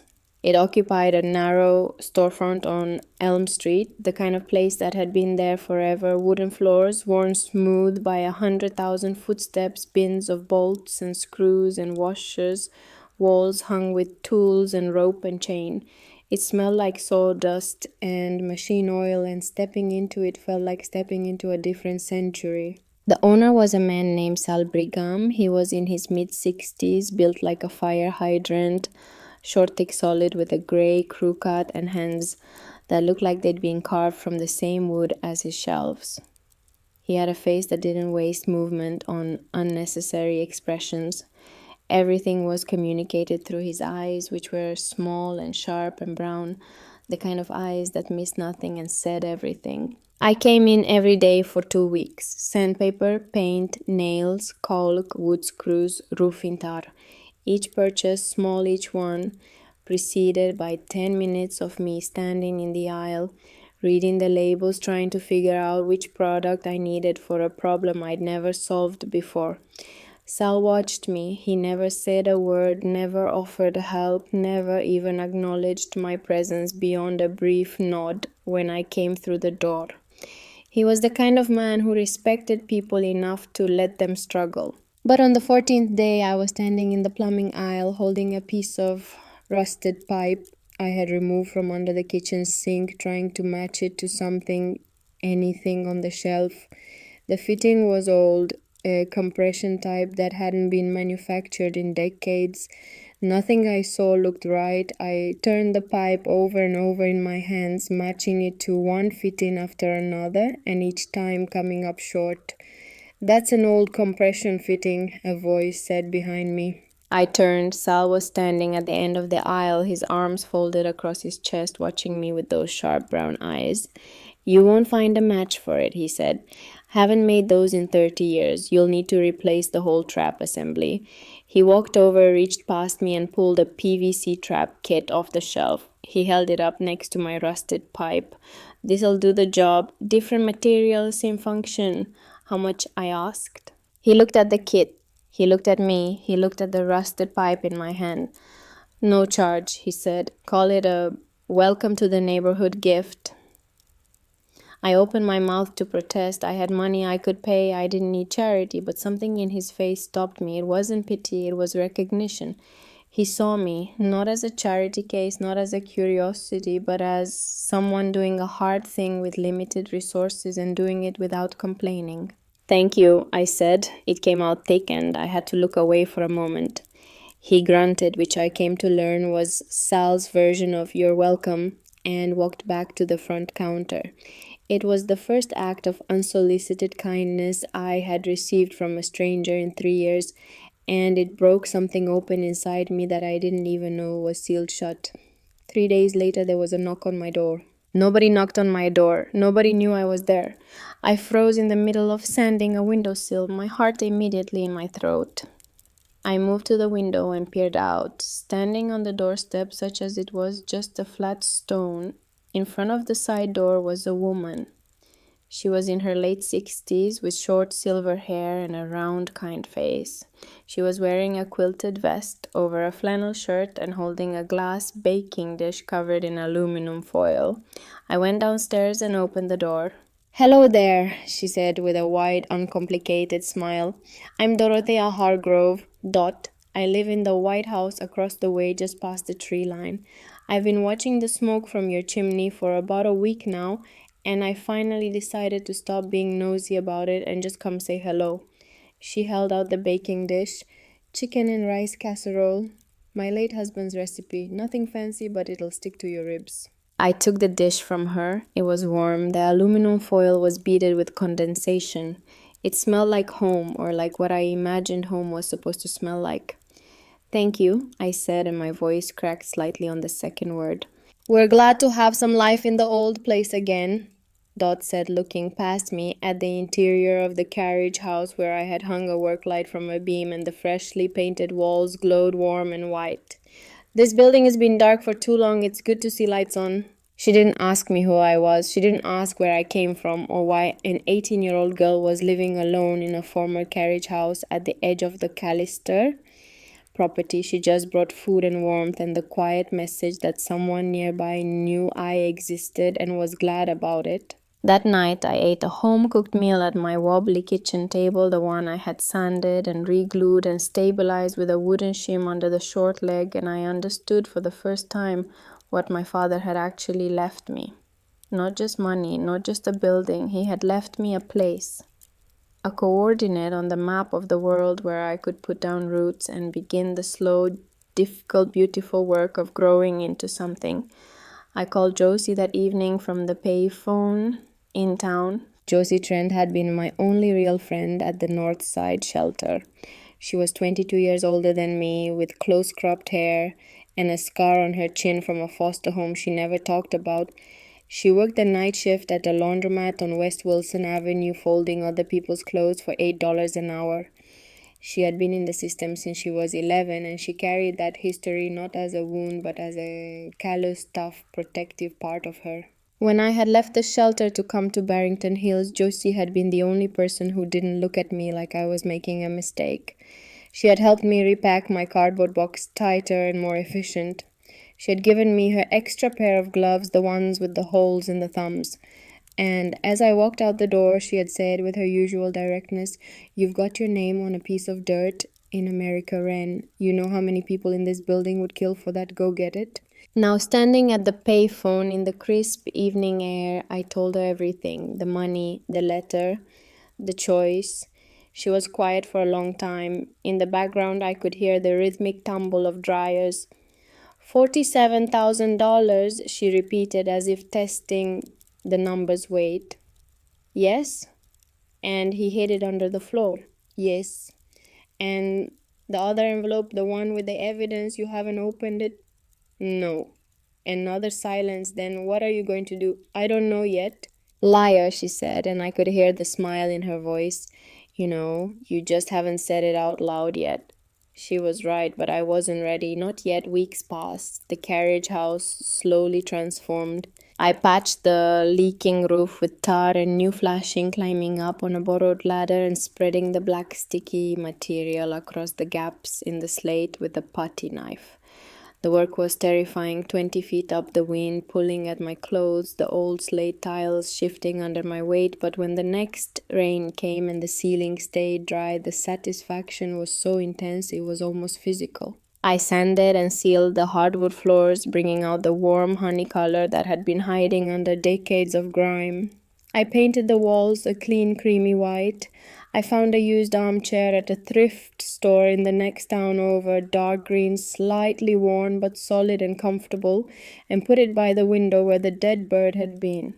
In its place, I set a small pot of herbs I'd bought at the grocery store. Basil, the smell of something alive. The bathroom was the worst. The toilet didn't work, the sink was cracked, and the shower was a rusted pipe coming out of the wall over a stained porcelain basin. It took me 3 days and 2 trips to Sal's store to get the plumbing functional. Sal never charged me for his advice, and twice he sent me home with parts he said were overstock, but which I suspected were nothing of the kind. Slowly, the carriage house stopped being a ruin and started being a home. Not a finished home, not yet, but a home in progress. A place that was becoming something the way a person becomes something, not all at once, but through the accumulation of small, deliberate acts. It was on a Tuesday afternoon in early November that I saw the car. I was upstairs painting the trim around the bedroom window when I heard the crunch of gravel on the overgrown path. I set down my brush and moved to the window. Through the clean glass I had washed 4 times, I saw a figure walking toward the carriage house. He was tall, broad-shouldered, dark hair going grey at the temples. He was wearing an expensive-looking jacket and clean boots that had never seen a day of real work. He walked the way people walk when they own the ground under their feet, not hurried, not cautious, just certain. Colton. My breath stopped. I stepped back from the window, my heart slamming against my ribs. For a wild, irrational moment, I considered hiding, pretending I wasn't here, waiting for him to give up and leave. But I was done hiding. I had been hiding for 3 years. In group homes, in shelters, in the small safe spaces I had constructed inside my own mind where nobody could reach me. I was done. I went downstairs and opened the door. He was standing about 10 feet away, his hands in his jacket pocket, staring at the carriage house as if he was seeing a ghost.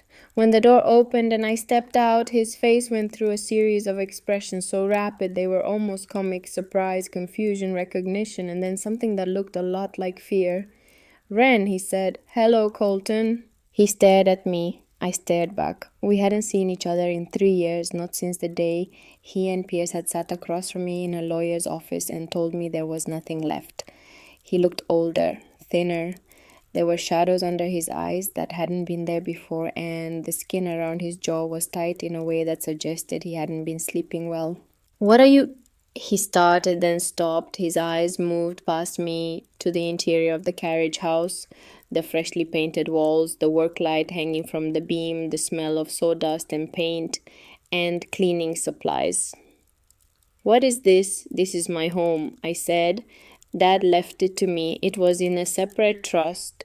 It's been legally mine since my 18th birthday. Something moved across his face, a flinch, the look of a man who has just been reminded of something he's spent 3 years trying to forget.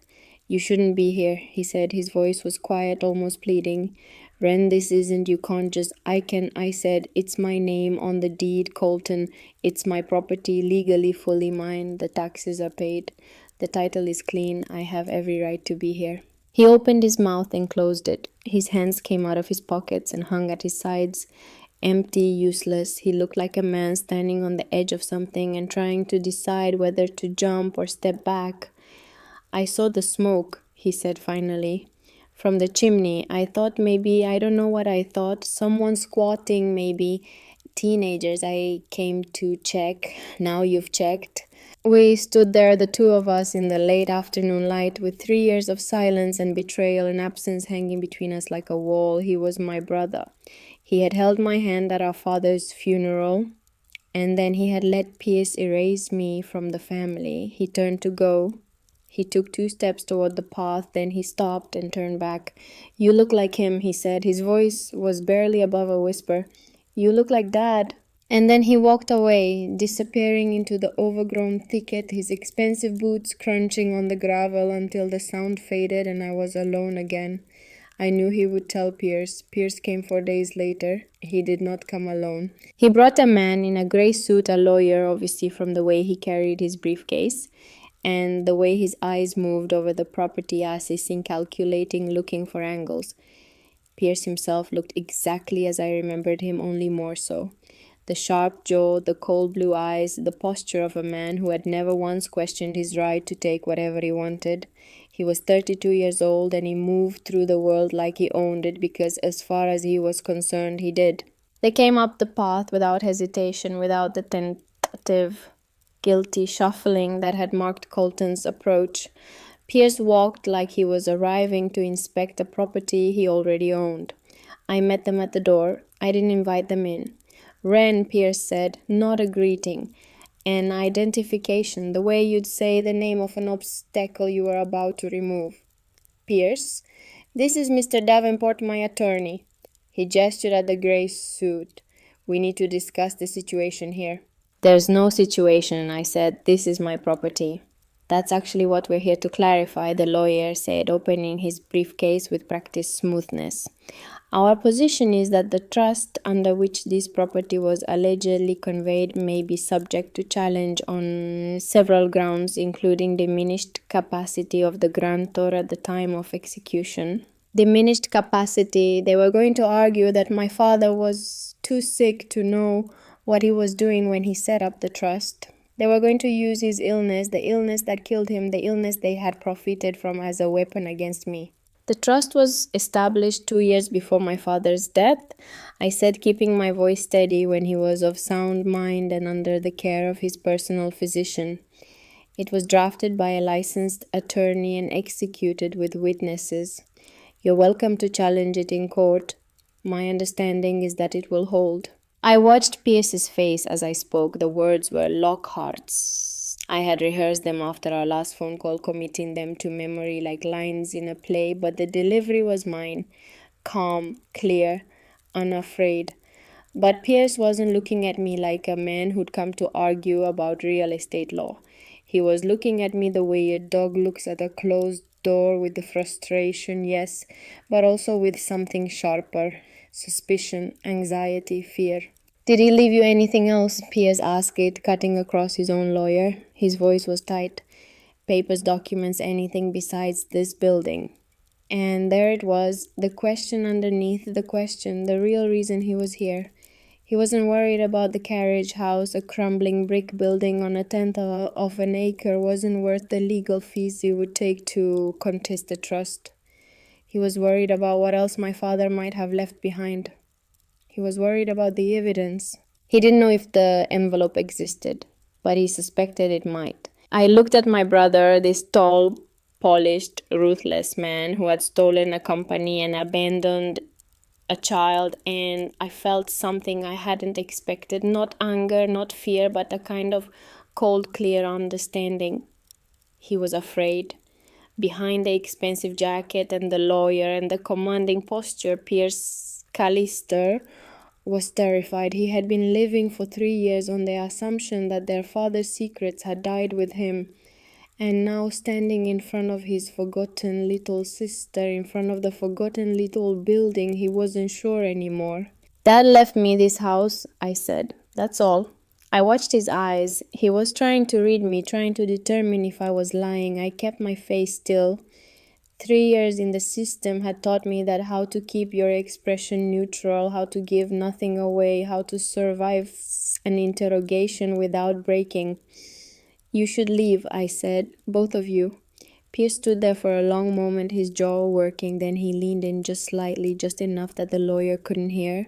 "You don't belong here, Wren. This isn't your world anymore. You should take whatever you've got and go somewhere else before things get complicated." It wasn't a suggestion, it was a threat, and we both knew it. "Goodbye, Pierce," I said and closed the door. I stood on the other side of that door for 5 full minutes, my back pressed against the wood, my hands balled into fists at my sides, listening to their footsteps recede down the gravel path. My heart was hammering, my jaw ached from clenching it, but I hadn't backed down, I hadn't flinched, I hadn't given him a thing. When the sound of their footsteps faded completely, I walked upstairs, sat down on my green armchair, and called Warren Lockhart from the payphone later that evening. Pierce came, I said, with a lawyer. He's going to challenge the trust. Let him, Lockhart said. The trust is sound, Wren. I built it to withstand exactly this. He asked if Dad left me anything else. Documents, papers, a pause. What did you tell him? Nothing. I told him Dad left me the house and that's all. Good. Mr. Lockhart, my father, when he set all this up, when he signed the papers to let me go into foster care, he knew what Pierce was doing to the company, didn't he? He knew about the shell corporations, the fake invoices. He knew. And he chose not to stop it. He chose to protect me instead of saving the business. He chose to protect you instead of everything. The word hung in the air between us, heavy and luminous. Everything. A man had owned a company, a house, a fortune, a legacy, and he had let his son steal it all so that his daughter could be free. It was the most expensive gift anyone had ever given. 3 days later, on a cold afternoon when the first frost had turned the grass white and brittle, there was another knock on my door. I was becoming less startled by knocks now, though my body still tensed every time I went to the window. The woman on the doorstep was not Dot Hargrove. She was younger, maybe mid-30s, with honey blonde hair pulled back in a clip and a face that was carefully made up in the way of women who use makeup as armor. She was wearing a camel-colored coat that probably cost more than everything I owned, and she was looking over her shoulder back toward the main house, as if checking to make sure she hadn't been followed. Margot Callister, Pierce's wife. I had met her exactly once at my father's funeral. She had been polite, distant, and perfectly composed the way women married to men like Pierce learn to be. She had not spoken to me since. I opened the door. Wren, she said. Her voice was softer than I expected, with a slight tremor in it. Can I come in? I don't have long. I stepped aside. She entered the carriage house and looked around, not with Pierce's appraising, hostile gaze, but with something closer to wonder. She ran her fingers along the freshly painted wall. She looked at the herbs on the windowsill. She looked at the green armchair and the small bookshelf I had built from scrap wood. You did all this yourself? She asked. Yes. She turned to face me. In the light from the window, I could see what the makeup was covering. Dark circles under her eyes, a tightness around her mouth that spoke of chronic tension. She was beautiful in the way a bird in a cage is beautiful, perfectly maintained and fundamentally trapped. I don't know how to say this, she began, so I'll just say it. I know what Pierce has done, what he and Colton did to the company, to your father's estate.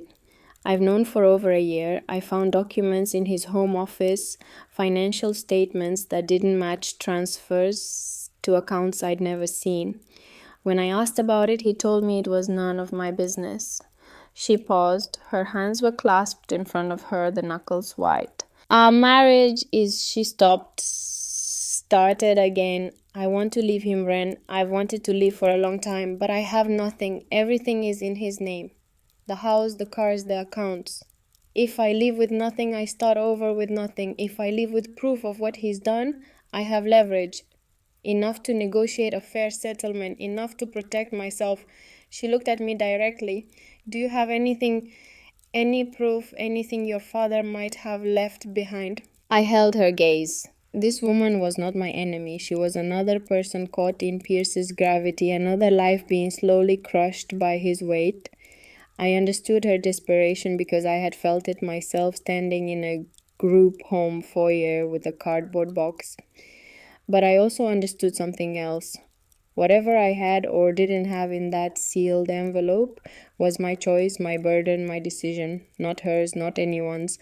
I don't know what my father left me, I said carefully, beyond this house. She studied my face. She knew I wasn't telling the whole truth, but she also seemed to understand that she wasn't going to get more. I'm not asking you to save me, she said quietly. I just wanted you to know you're not the only person he's locked in a cage. She pulled her coat tighter around her shoulders and moved toward the door. Be careful, Ren. Pierce doesn't lose. He doesn't know how, and when he feels threatened, he doesn't just push back, he destroys. She left. I watched her pick her way back through the overgrown path, disappearing into the bare trees like a ghost returning to a house it was forced to haunt. I closed the door and leaned against it. My eyes went to the loose floorboard. I had replaced it after removing the ammo can, fitting the wood back as neatly as I could. The money was hidden elsewhere, now distributed in several locations throughout the carriage house because 3 years in the system had taught me never to keep everything in one place. But the sealed envelope, the one with the wax stamp, the one heavy with evidence and truth and the power to destroy my brother's lives, was still under that board. I had put it back in the cavity and replaced the plank and set the sofa over it. It was there, waiting, patient as a loaded gun. I sat down in my green armchair and looked out the window. The trees were nearly bare now. Through the branches, I could just make out the roof line of the main house, Pierce's house, the house he had stolen, the house where Margot was trapped and Colton was drowning, and the ghost of my father wandered the halls of a home that no longer remembered him. The sealed envelope sat beneath my feet, two paths, two futures, and the weight of my father's impossible question pressing down on me like the sky. Peace or justice, walk away or go to war. I didn't have the answer yet, but I could feel it forming somewhere deep inside me, in the place where decisions are made before the mind catches up to them. Like a seed in dark soil pushing toward light it hasn't seen but somehow knows is there. I looked at the window, at the pot of basil, at the clean glass and the pale November light coming through it. I thought about Josie alone in the shelter folding strangers' clothes. I thought about Margot alone in a mansion wearing her makeup like armor. I thought about Colton alone in his guilt. I thought about my father alone in a lawyer's office crying as he signed away his daughter. And I thought about the compass, the brass compass with the 5 words engraved on the back, sitting on the shelf beside my bed, its needle pointing north, always north towards something fixed and true. Find your way home, lantern. The question wasn't whether to fight or to walk away. The question was simpler and harder than that. The question was, what kind of home did I want to build, and could I build it with a sword in my hand? The answer was coming. I could feel it the way you feel a storm before you see it, a change in pressure, a shift in the air, something gathering on the horizon. But not yet, not tonight. Tonight I would sit in my green chair in my small warm room in the home I was building with my own 2 hands, and I would wait for the answer to find me, the way I had always found things. One clue at a time. The first stone came through the bedroom window on a Thursday night in late November. I was asleep. The sound was enormous, a shattering crash that ripped through the silence like a scream, followed by the heavy thud of something landing on the hardwood floor and skidding to a stop against the far wall. I was on my feet before I was fully awake, my body reacting on instinct, the deep animal programming that 3 years in group homes had etched into my nervous system. When you live in places where bad things happen in the dark, you learn to wake up fast. Glass was everywhere. The cold November air was already pouring through the jagged hole in the window I had cleaned 4 times with vinegar and newspaper, the window that had let in the first shaft of clean sunlight I had seen in this room, the window that had made me stop and watch the dust motes drift like tiny planets.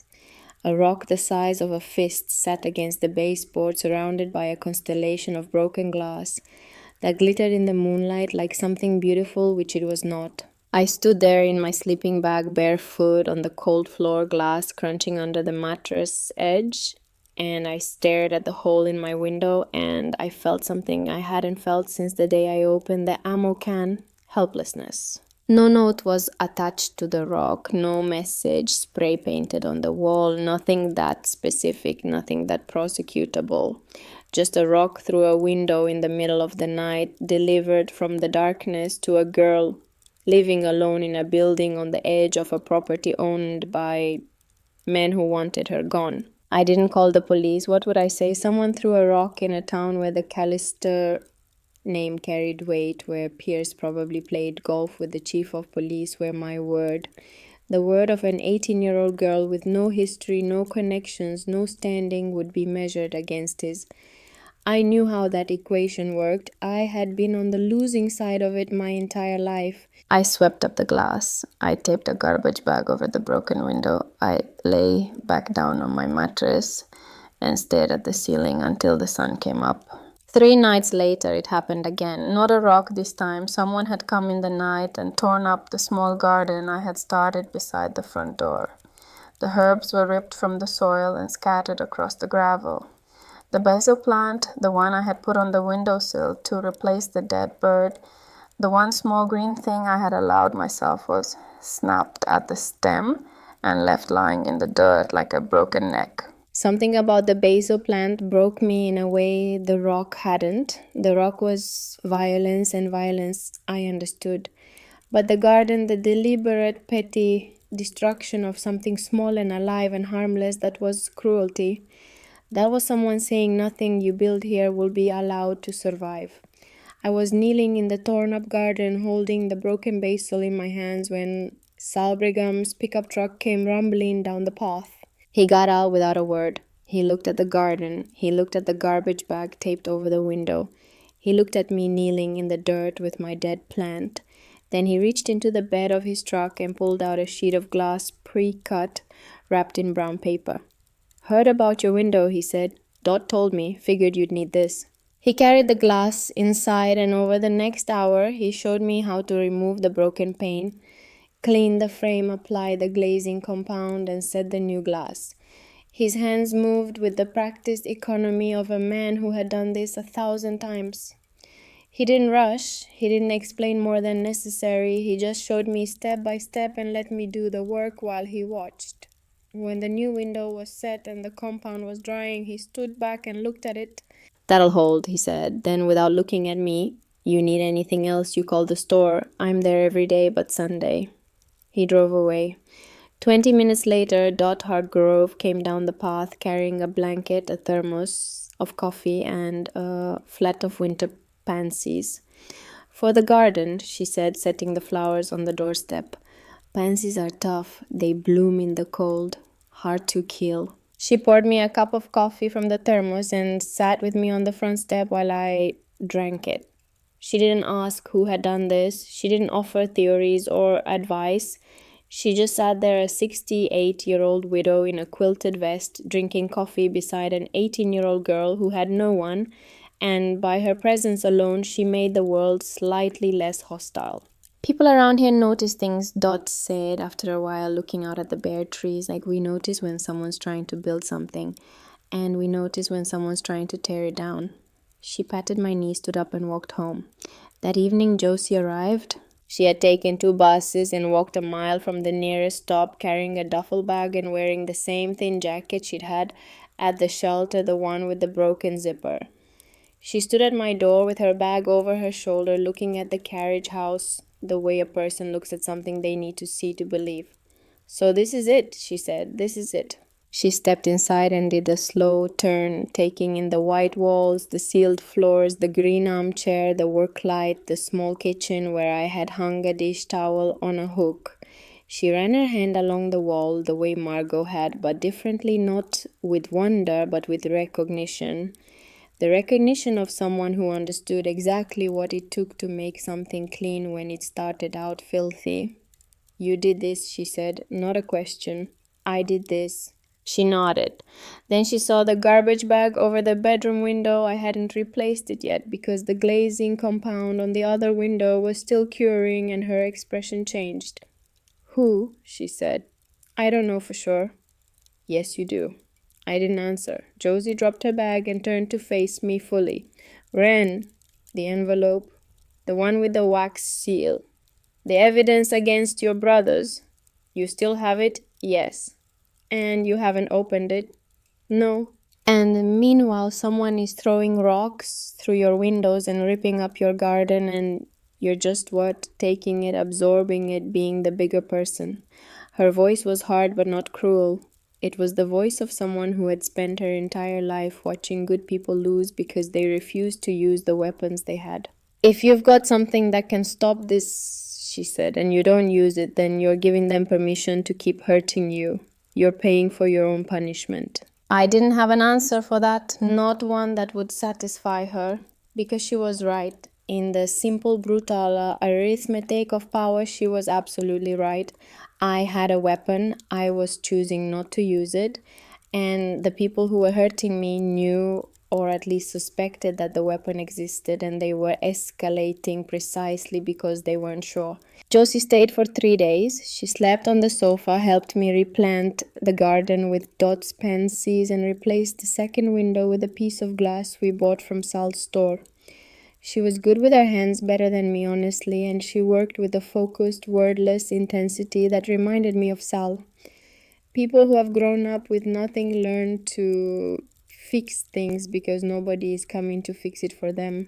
On the second night, we sat on the floor of the main room. I still didn't have enough chairs, eating canned soup heated on the wood-burning stove, and she told me about her plan to move out of the shelter.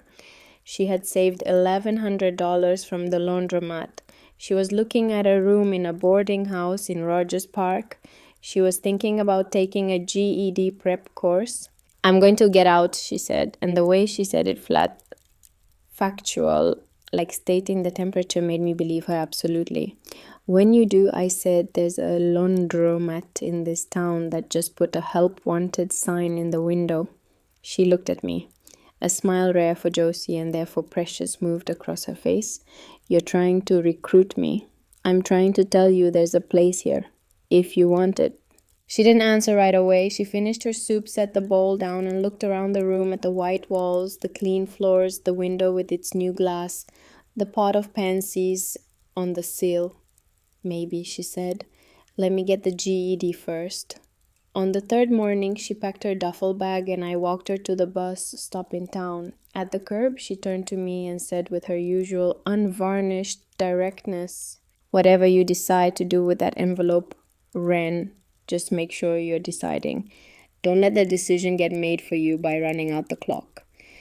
She got on the bus. I watched it pull away and then I walked back to the carriage house alone. And I sat down in my green armchair and I looked at the floor where the sealed envelope was hidden and I knew she was right. I couldn't wait any longer. I moved the sofa. I pried up the floorboard. I reached into the cavity and pulled out the sealed envelope.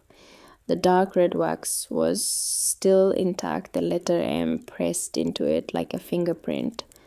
The envelope was heavy, heavier than it looked, heavy with the weight of numbers and names and the truth about what my brothers had done. I broke the seal. The wax cracked, cleanly splitting the M in half. Inside were documents, dozens of them organized with the methodical precision of a man who had spent his career running a business.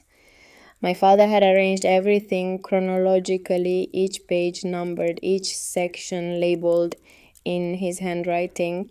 Wire transfer confirmations from three shell corporations: Apex Industrial Partners, LLC, Green Line Consulting Group, LLC, Northfield Strategic Holdings, LLC, all registered in Delaware and Wyoming, all listing Pierce Callister as the registered agent.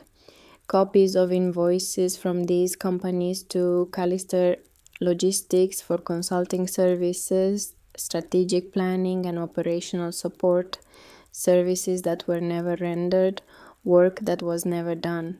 Hundreds of thousands of dollars, invoice after invoice, month after month, funneled from the company into accounts that fed into accounts that disappeared offshore. Bank statements from a financial institution in the Cayman Islands. Routing numbers for a bank in Liechtenstein.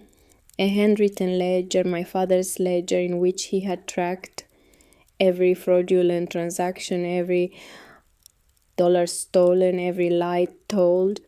The entries were meticulous, precise, the work of a man who understood numbers the way a musician understands notes.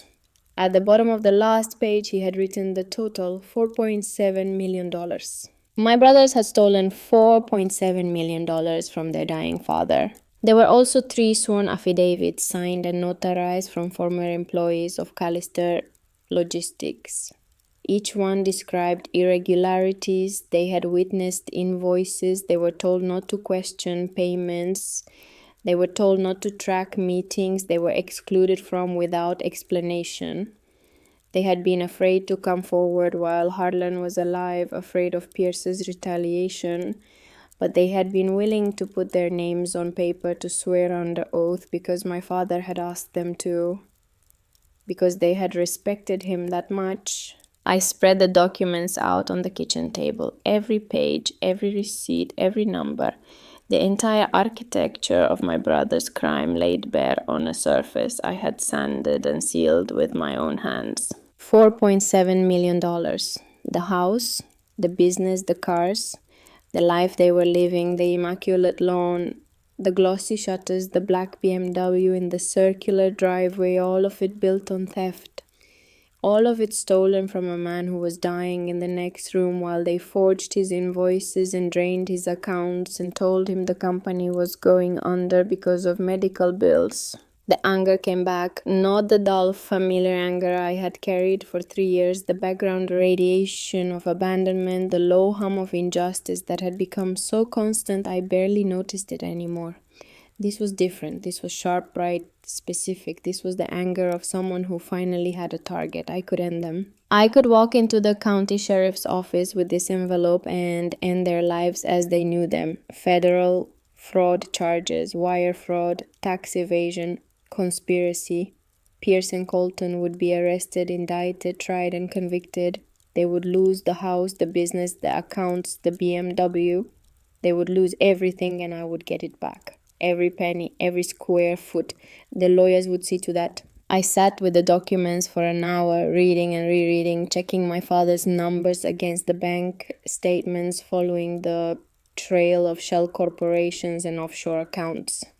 The evidence was airtight. My father had been a careful man, a meticulous man, and he had built this case the way he built everything to last.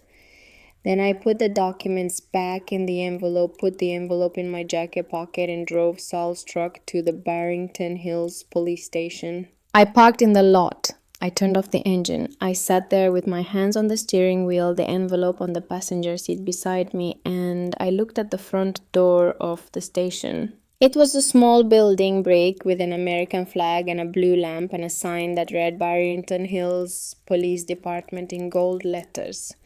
Through the glass door, I could see the front desk, a uniformed officer sitting behind it, a waiting area with plastic chairs. It was quiet, ordinary, the kind of place where you file a noise complaint or report a stolen bicycle. All I had to do was walk in, ask for a detective, and hand over the envelope. I sat there for an hour. The engine ticked as it cooled. The November sun moved across the parking lot, shortening the shadows. People came and went, a woman with a parking ticket, a delivery driver with a package, an officer heading to his cruiser with a cup of coffee. None of them looked at me. I was invisible as I had always been. I thought about what would happen if I walked through that door.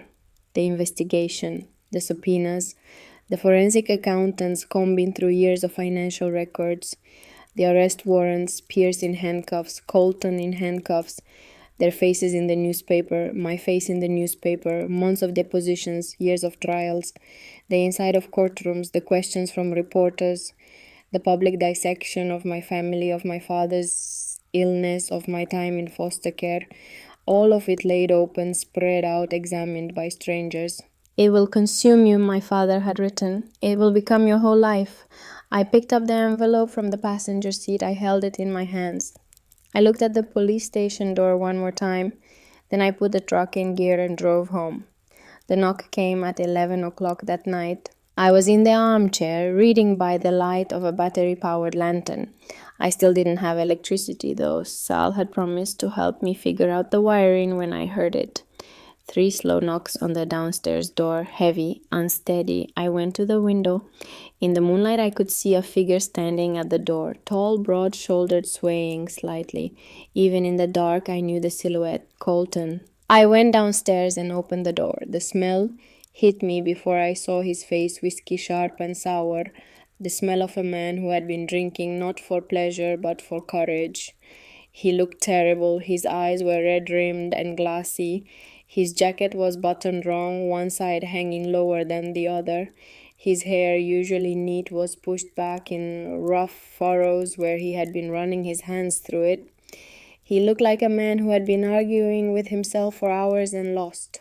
"Ren," he said. His voice was thick, unsteady. Can I come in?"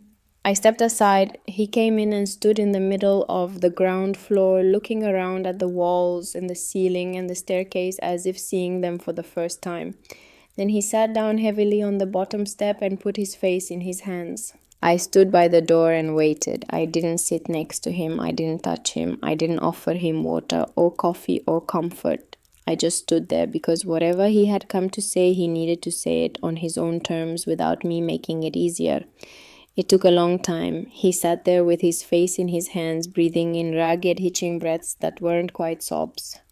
When he finally looked up, his eyes were wet and his face was blotchy, and he looked 10 years older than 32. "I knew," he said. 2 words, the simplest confession. "I knew Dad left you this place. I knew about the trust. Pierce told me he found out about a year after Dad died when his lawyers were doing a final review of the property records. He saw the Carriage house listed under a separate entity and went to the county to find out who owned it.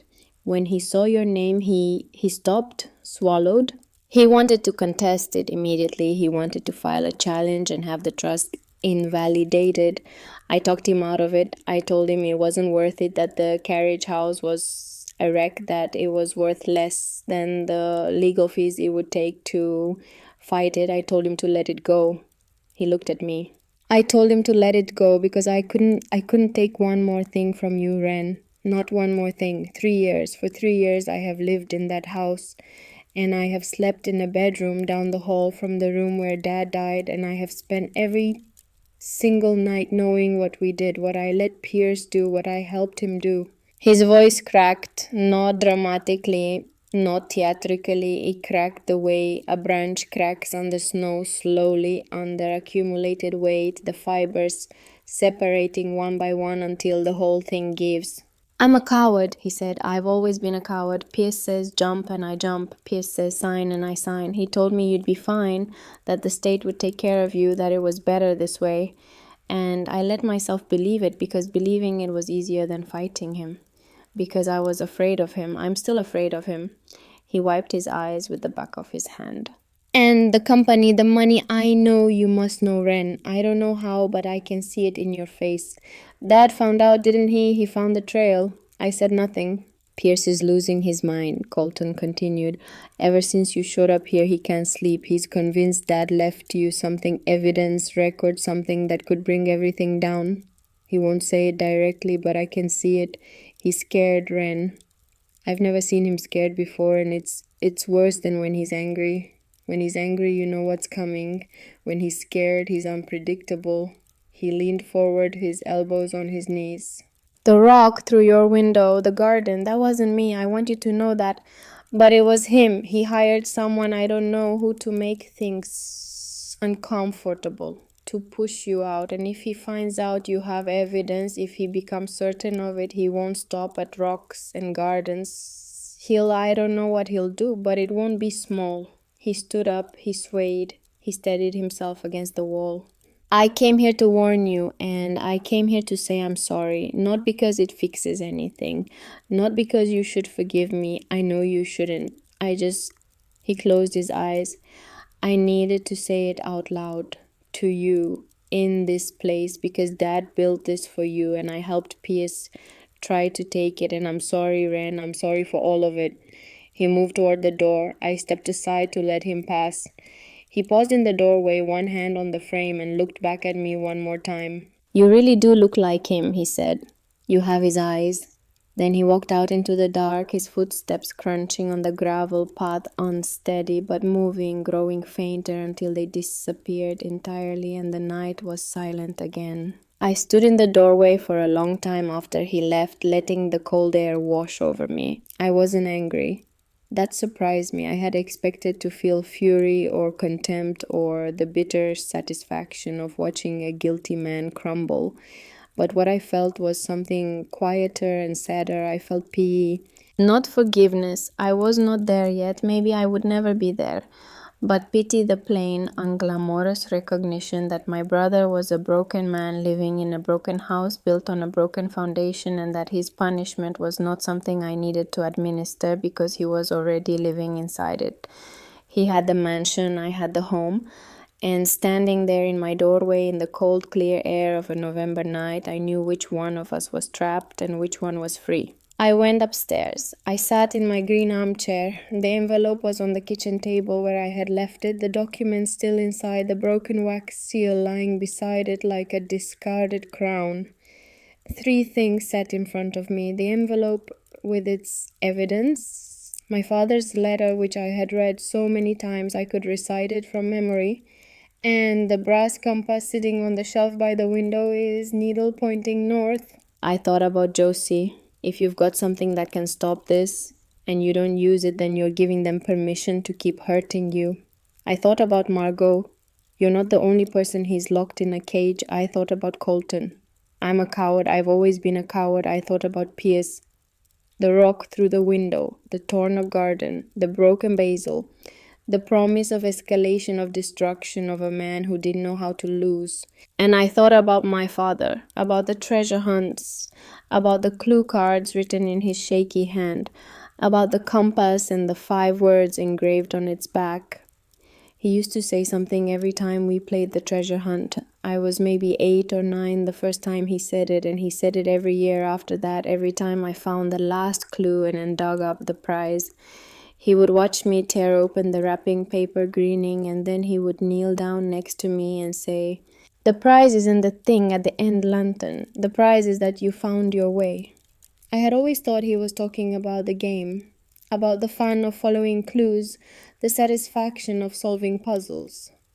But sitting in my chair in my small warm room with my father's last puzzle spread out before me, I understood what he had really meant. The prize wasn't the evidence, the prize wasn't the money or the house or the company or the justice I could extract from Pierce and Colton by handing these documents to the authorities. The prize was this room, this chair, this window, this life I had built board by board, nail by nail from the wreckage of everything I had lost. The prize was that I had found my way home. And I couldn't carry a sword and build a home at the same time. The hands that held a weapon couldn't hold a hammer. The years I would spend in courtrooms were years I wouldn't spend in this room, in this garden, in this life. Pierce and Colton had already taken 3 years from me. If I went to war with them, I would give them 3 more, 5 more, maybe 10. I would chain myself to them, yoke my life to theirs, let their crimes become the defining fact of my existence. My father had gone to unimaginable lengths to set me free. He had endured the worst pain a parent can endure, the deliberate abandonment of his own child, so that I could stand in this room, in this moment, with this choice. He hadn't done all of that, so I could walk back into the cage. I stood up. I gathered the documents from the kitchen table, every page, every wire transfer, every invoice, every affidavit, every number in my father's careful handwriting. I put them all back in the envelope. Then I took my father's letter, the 23 pages I had memorized, the pages that smelled like his study, the pages that ended with "Find your way home," lantern, and I folded them carefully and placed them on top of the envelope. I carried everything to the cast iron stove in the corner of the room. The stove was cold. I hadn't lit it tonight, but there was kindling inside and a few small pieces of wood I had split that morning. I opened the door of the stove and placed the envelope inside on top of the kindling. I placed the letter beside it, 23 pages of my father's handwriting resting against an envelope containing the evidence of his son's betrayal. I took the Zippo lighter from the shelf, the same Zippo I had found in the ammo can, the one that had given me light on my first night in this room. The flint was nearly spent, but it still sparked. I knelt in front of the stove. I held the lighter to the edge of the envelope. The flame caught the paper immediately, the expensive, heavy paper that my father had chosen, the paper that had carried my name and my brother's crimes across 3 years of silence. The fire spread slowly at first, then faster. The edges of the documents curled and blackened, the ink faded and disappeared. The wire transfer numbers, the routing codes, the names of the shell corporations, all of it melted into ash and smoke. The affidavits caught next to the signatures of brave men dissolving into nothing. Then my father's letter, the pages darkening one by one, the words I knew by heart, my little lantern, find your way home, I have always loved you, vanishing into flame. I watched it burn. I watched $4.7 million worth of evidence turn to ash. I watched my father's letter, the most precious thing I had ever owned, curl and blacken and disappear. I watched my claim to justice, my right to revenge, my ticket back to the life that should have been mine, all of it consumed by a fire I had lit with my own hand. The smoke rose up the stovepipe and disappeared into the dark November sky. I didn't keep a copy, I didn't photograph the documents, I didn't take notes or write down the account numbers or memorize the names of the shell corporations. I burned it all. Completely, absolutely without reservation or safety net. This was not a strategic decision. It was not a hedge. It was not the act of someone keeping her options open. It was the act of someone choosing fully, irrevocably, with her whole heart to let go. My brother's crimes were their own prison. They could keep the mansion and the money and the BMW. They could keep the sleepless nights and the guilty conscience and the constant corrosive fear of being found out. They could keep all of it. It was theirs. My inheritance was here, in this room, in these walls I had painted white, in these floors I had sanded smooth, in the window where a dead bird had lain and a pot of basil now stood, in the garden where pansies bloomed in the cold. My father had given me a sword and a compass. I chose the compass. I closed the door of the stove. The fire crackled softly behind the iron, consuming the last fragments of a war that would never be fought. I stood up and walked to the window and looked out at the night. The moon was high, casting pale light across the frozen ground. The bare trees stood like sentries along the property line, their branches sharp against the sky. Beyond them, invisible in the dark, the roof line of the main house. Pierce was in there somewhere, sleeping or not sleeping, living in the beautiful prison he had built for himself. I pressed my hand against the cold glass. Goodbye, I thought, not to my brothers, to the version of myself that had wanted to destroy them. That girl had been real and her anger had been justified and she deserved to be acknowledged. But she wasn't who I wanted to be. She wasn't who my father had raised me to be. She wasn't who I was becoming in this room, in this home with these hands. I turned away from the window and went to bed. The next morning I called Warren Lockhart. I've made my decision, Mr. Lockhart, I said. My voice was steady, clear. It surprised me. I had expected to feel doubt or grief or the nagging whisper of second thoughts, but there was nothing, just calm. I'm keeping the Carriage house. I'm staying, and I won't be pursuing any claims against my father's estate. Not now, not ever. The silence on the other end of the line lasted a long time. I could hear him breathing. I could hear behind his breathing the quiet ticking of a clock in his office. The sound of time moving forward. I see, he said finally, and then softly, your father would be very proud of you, Wren. He told you, didn't he, that he hoped I'd choose this? He told me he was leaving you a choice, and he told me he trusted you to make the right one for you. He hoped you would choose peace, but he would have supported you either way. Mr. Lockhart, one more thing. When he signed the papers, when he let me go into the system, did he really? Yes, Lockhart said before I could finish, and that was the only time I ever saw your father cry. In 34 years. I closed my eyes. Thank you, Mr. Lockhart, for everything. Warren, he said. Call me Warren. I hung up. I stood at the payphone outside the post office in the pale December light, and I let the tears come. Not tears of grief or anger or frustration, tears of release. The kind of tears that come when you set down a weight You've been carrying so long you forgot you were carrying it. It was over, 1 year later. The carriage house stood in the winter sunlight, its old brick glowing warm and red, where I had trimmed back the ivy to reveal the original facade. The slate roof repaired with new tiles, I had laid myself on a ladder in the rain, cursing and laughing and refusing to come down until the job was done was solid and tight. The windows were clean, all of them, every pane. The garden was small but alive. Winter pansies, yes. Dots indestructible pansies, but also early crocuses pushing through the frozen ground and the woody stems of rosemary and lavender that would bloom again in spring. I had planted a small apple tree by the front door. Sal said it would take 3 years to bear fruit. That was fine, I had time. I worked at the town library 4 days a week. It was a quiet place, warm and softly lit, filled with the particular silence of rooms where people come to think. I shelved books and helped patrons find what they were looking for and read during my breaks the way I had always read hungrily, deeply, losing myself in other people's stories the way my father had taught me. The money from the ammo can was almost untouched. I had used what I needed, the taxes, the mattress, the supplies, the repairs, and saved the rest. It sat in a bank account now, earning modest interest, a foundation waiting for whatever came next. I wasn't sure yet what that would be. College, maybe. A business of my own. The future was open, and for the first time in my life, that openness felt like freedom instead of terror. Josie had gotten her GED in March. By June, she had moved to Barrington Hills and taken a job at the laundromat on Elm Street, the one with the help wanted sign. She rented a room above the hardware store. Sal had a small apartment up there that he hadn't used in years, and he let her have it for a price that was less than generous and more than fair. She was saving money. She was talking about community college. She was in her quiet and determined way building something.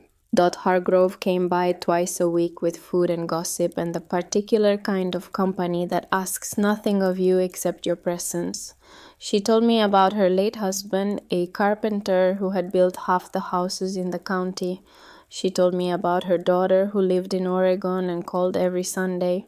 She told me about the history of the Carriage house, how it had been built in 1923 by the family that originally owned the estate, how it had housed a groundskeeper and his wife for 40 years, how it had slowly fallen into disrepair after the last groundskeeper retired in the 1970s.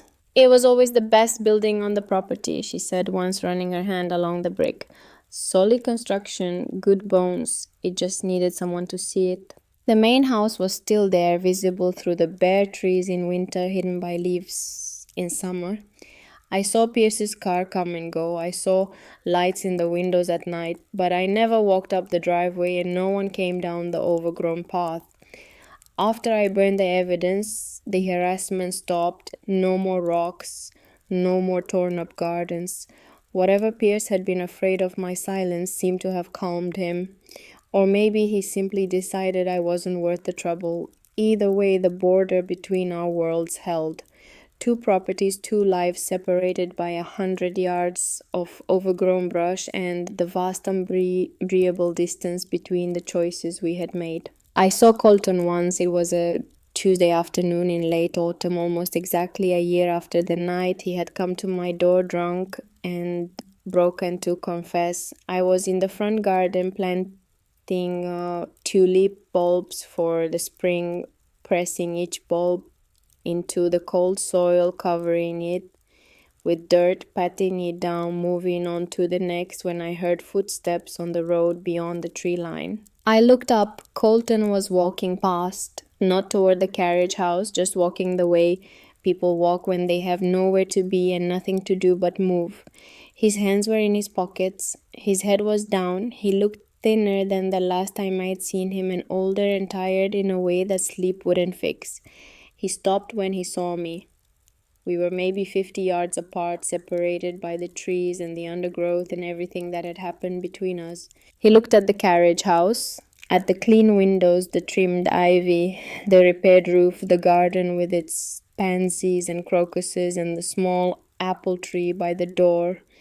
He looked at all of it, this building that had been a ruin a year ago and was now a home, and something moved across his face that I couldn't quite read. It might have been regret, it might have been admiration, it might have been the quiet, painful recognition that his little sister had built something real and whole out of the scraps he and Pierce had thrown away. He looked at me, I looked at him. He nodded, just once. A small, slow movement of his head, I nodded back. He turned and kept walking. His footsteps faded. The road was empty again. That was enough. It wasn't forgiveness. It wasn't reconciliation. It wasn't even understanding. Not really. It was just two people acknowledging each other across a distance that neither of them knew how to cross. And for now, that was enough. That evening, I went inside and made a cup of tea and sat in my green armchair and looked out the window. The sun was setting, painting the sky in shades of copper and rose, and the bare branches of the trees were etched against it like pen strokes on watercolor paper. I reached over to the shelf and picked up the compass. The brass was warm from the sunlight that had been falling on it all afternoon. I turned it over in my hand. The engraving on the back caught the light. Find your way home, lantern. I set the compass on the window sill, right where the dead bird had been a year ago on the day I first walked into this room. Next to it was a pot of basil, the third one because the first had been killed and the second had outgrown its pot. The basil was thick and green and fragrant, and when I brushed my fingers across its leaves, it released a smell that was sharp and clean and alive. Through the window, the last of the sunlight fell across the compass, and the needle trembled slightly, then settled, pointing north, always north, towards something fixed and true and unchanging no matter which way the world turned around it. My father didn't leave me a house. He left me a compass, and for the first time in my life, I knew exactly where I was going. Thank you for listening. If this story meant something to you, if some part of it felt like your own, then I want you to know that your story matters too. Whatever carriage house you've been given, whatever broken and overlooked and forgotten thing is sitting in the corner of your life waiting to be found, it's there for a reason. Look at it again, look closer. You might be surprised what's underneath the floor. Subscribe if you want to hear more stories like this. We're all just trying to find our way home. And maybe by sharing our maps, we can help each other get there.